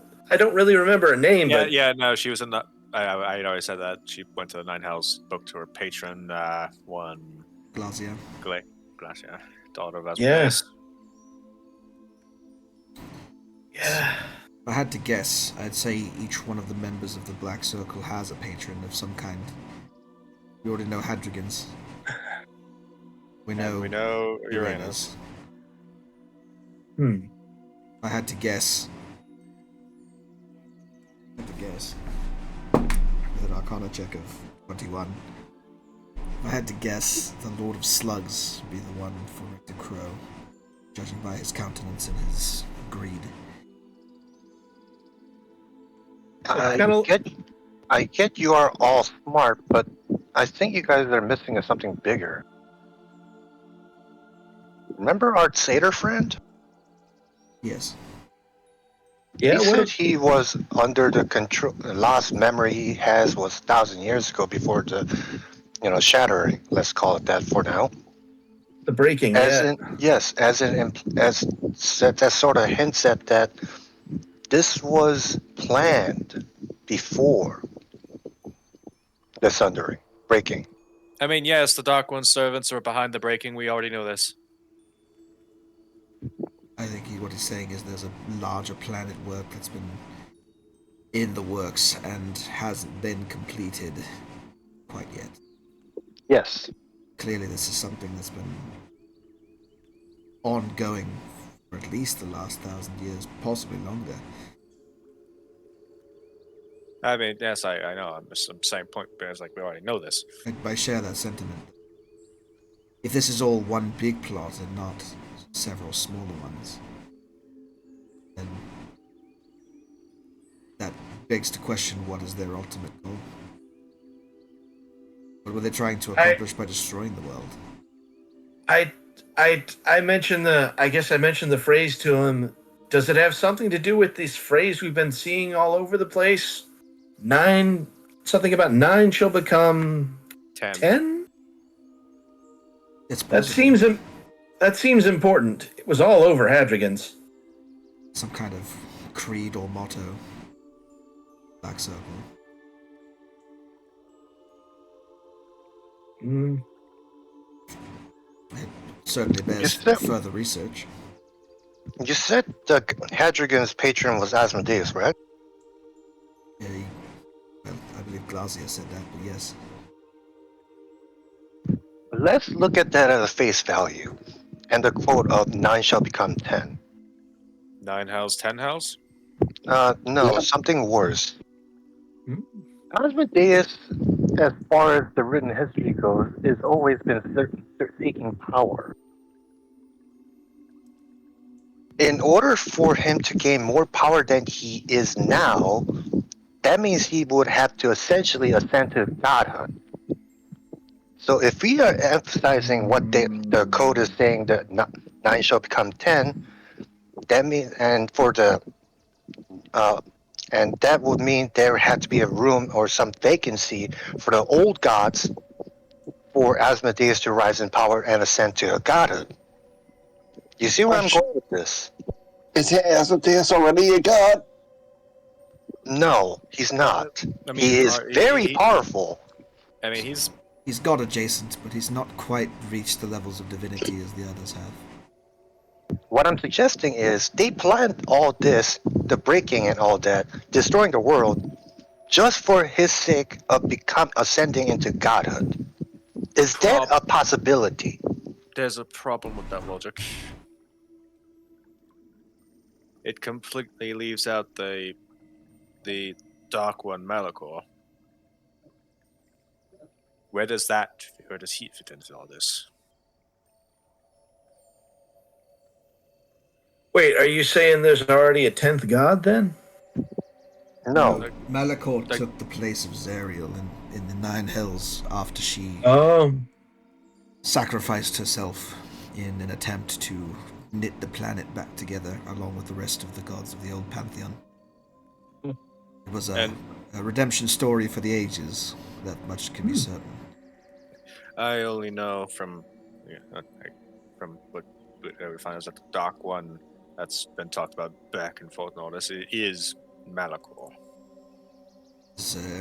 As far as I can tell, the new Lord of Avernus' schemer, and a ruthless one at that. Not a brazen warrior in the same way that Zariel was, but more calculating. How this has been presented, it's almost as if Malachor is the one truly pulling the strings, but that doesn't make a lot of sense with Asmodeus in the picture. What It if also begs the question if Malachor's already ascended to an archdevil position, he holds dominion over one of the hells. If the intent of the archdevils is to expand their influence and pull us down with them, who's going to be the 10th archdevil?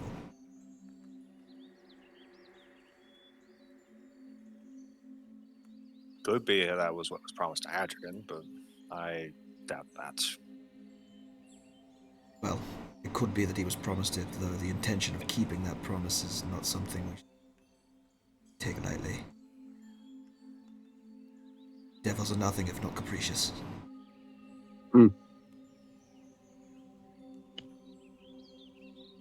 This all bears further examination and pondering. That, frankly, I don't have much brain power left in the day to do at the moment. I do have other duties to attend to.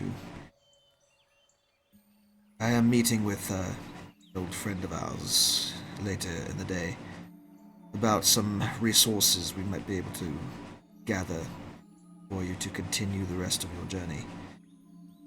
If what you've told me is true, then I believe a worthy next goal on your steps here is to retrieve the final keys you're missing. Making sure that those powerful artifacts fall into our hands and not into the hands of the Black Circle is paramount to our success here, in my opinion. But if your group has already been infiltrated, there's no guarantee this is safe here either. The town was infiltrated, yes, but I hadn't the defenses in place quite yet to facilitate our protection. What I'm No. now, I mean, no, I meant where you're from. I'm from. Oh, right. Yes. There is a possibility you guys still might have that spy amongst your people. That is true, although with the protections that I'm thinking of, they won't be an issue much longer. We'll know exactly who it is once they are in place.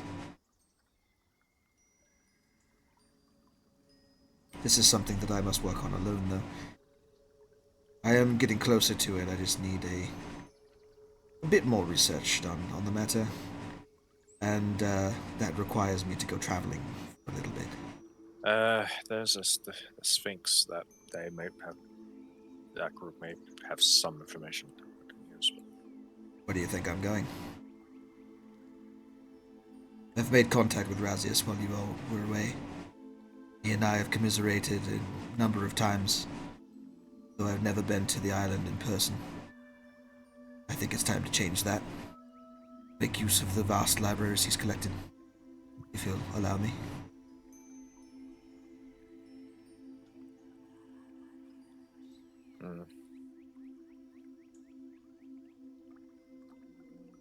In the meantime, though, there's the matter of transportation.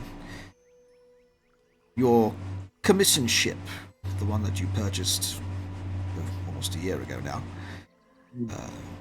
was initially confiscated by the Black Circle, but our mutual friend was able to wrest it back, and has been using it as a tool in your absence. Who is this mutual friend? Okay, short version. Do you want short? Okay, do you want the short version or the long version? Shorts.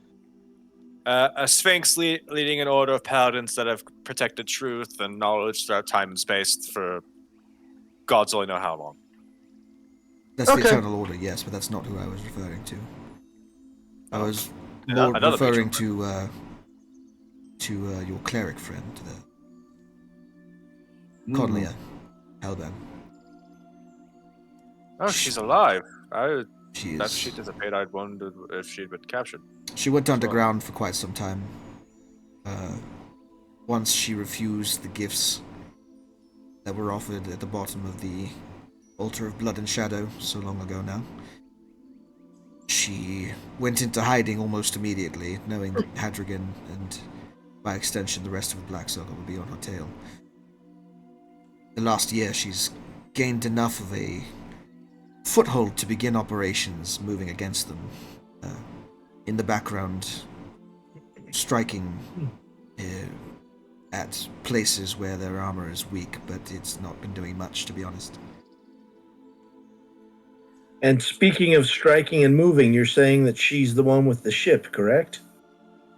She oversaw its operations for the last 8 months. After it was completed, after the construction was completed, rather. But it is rightfully your ship, and all she's been doing is keeping it warm for you, as it were. I've already sent contact, and it will be docking in Migran in the next couple of weeks or so.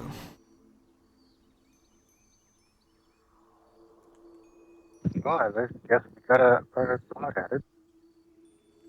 I still need to make I'll need to make a stop before we go to Migran. Take as much time as you need to, but obviously know that they're working in the background while you do. Of course, We've certainly set them back quite a long ways, I imagine. The purpose of cursing and transforming you all wasn't just out of spite or to make a point. They were going to use you as tools of mass destruction, most likely. No, they were at least partially successful. Speaking of that, you might actually want to change everything around. Who knows what kind of information they got from Lord Jens here? We don't know. With your memories in shattered pieces, it's hard to tell what you managed to give up to them. That's What they what know I'm saying. about That's what I'm saying. It might be safer to assume that they know everything and just start from the scratch. Exactly. We don't know enough. Even with all this information you provided, we just don't know enough. I still Although we have know other more about their targets, I will give us that. Clearly And they the were looking fact- for celestial blood to spill, gesturing to Jakariel out in the corner. Kind of purses his lips in barely concealed anger. And on top of that, they're seeking the grimoire, and in all likelihood, everything that's left in the vaults of Guldagnia for the last 1,000 years. I was under the impression that the Dark was interred there as well, but maybe I was incorrect.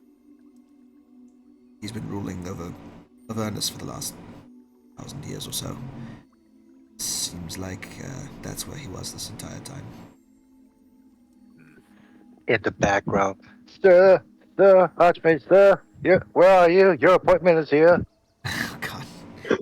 Oh, Lord. All right. There are things I have to attend to now. As my Speaking of assistant so I readily unfortunately reminded me. still need to see to some of my own obligations in Lair Chef. That's why I need to make a stop there. You know what to find me. I'll be here. I'm sorry, I had to add that to this. I know. It's a good segue to get us out of here. So, And what I will leave you on is this. First of all, great many strides forward, so thumbs up on that. But if I could call on you again to work on this problem once more. Your ship will be awaiting you in Migran. I suggest the next step you take is returning to the Ashen Expanse, finding the third key.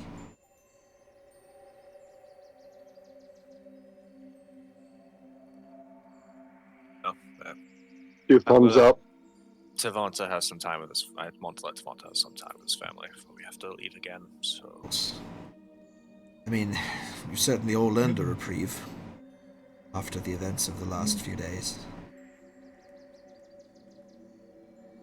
I'm just glad we were able to get him back to his family. If nothing else, that's a win. I mean, Still- either way, we would have brought him back. Yeah. One way or another, they would have at least had their father back, or they would have had closure. The Archmage at this point strides out of the room, following a very harried Strollvan. Walking. There you are, sir. Yes, Strollvan, I'm coming. I am aware. Zachariah, if you have a moment, I'd like to speak to you. We will have our moment. I'll return shortly. Something I must take care of first. Oh, me, is that Zachariah or is that Archmage? Zachariah, I know. Their voices are very similar. I try to make it a little bit lower for him, but... it is, yes. man, no worries. There is something I must attend to first. He strides out of the room, following the Archmage behind him, and you can see as he kind of rounds the corner the angelic armor and wings manifesting themselves before he disappears. That's mildly concerning. I hope he's not gonna fucking stab somebody. Well, over the next minute or so, you don't hear any sounds of combat, so that's at least a little bit real. So, with the return to Providence once again, the victory, however small, over the Black Circle established, and allies old and new united against a common front. We're going to go ahead and end the session there for this week. Hopefully next week, get going on the next step of the journey, and when you do, you guys will be one level higher. So go ahead and level yourselves up. In the meantime, to level, 9 now? Yeah. Yep. Absolutely. You guys go ahead and do that. In the meantime, if you have any questions for me before the start of the next session, feel free. Any other dialogue / downtime options we can do at the beginning of the next session. So if anyone wants to take, like I say, with downtime, you can take as much time as you want to for downtime. I'm not going to give you you only have 2 weeks to do this. You can take as much time as you want to do whatever you need to do. Oh shit! I got fifth Cool. level spells now. It just depends on if you're taking a month, then a month's worth of things happen in the background. So just keep Understood. The clock's ticking everywhere. With that, we're going to go ahead and leave it off today. See y'all next week, and bye.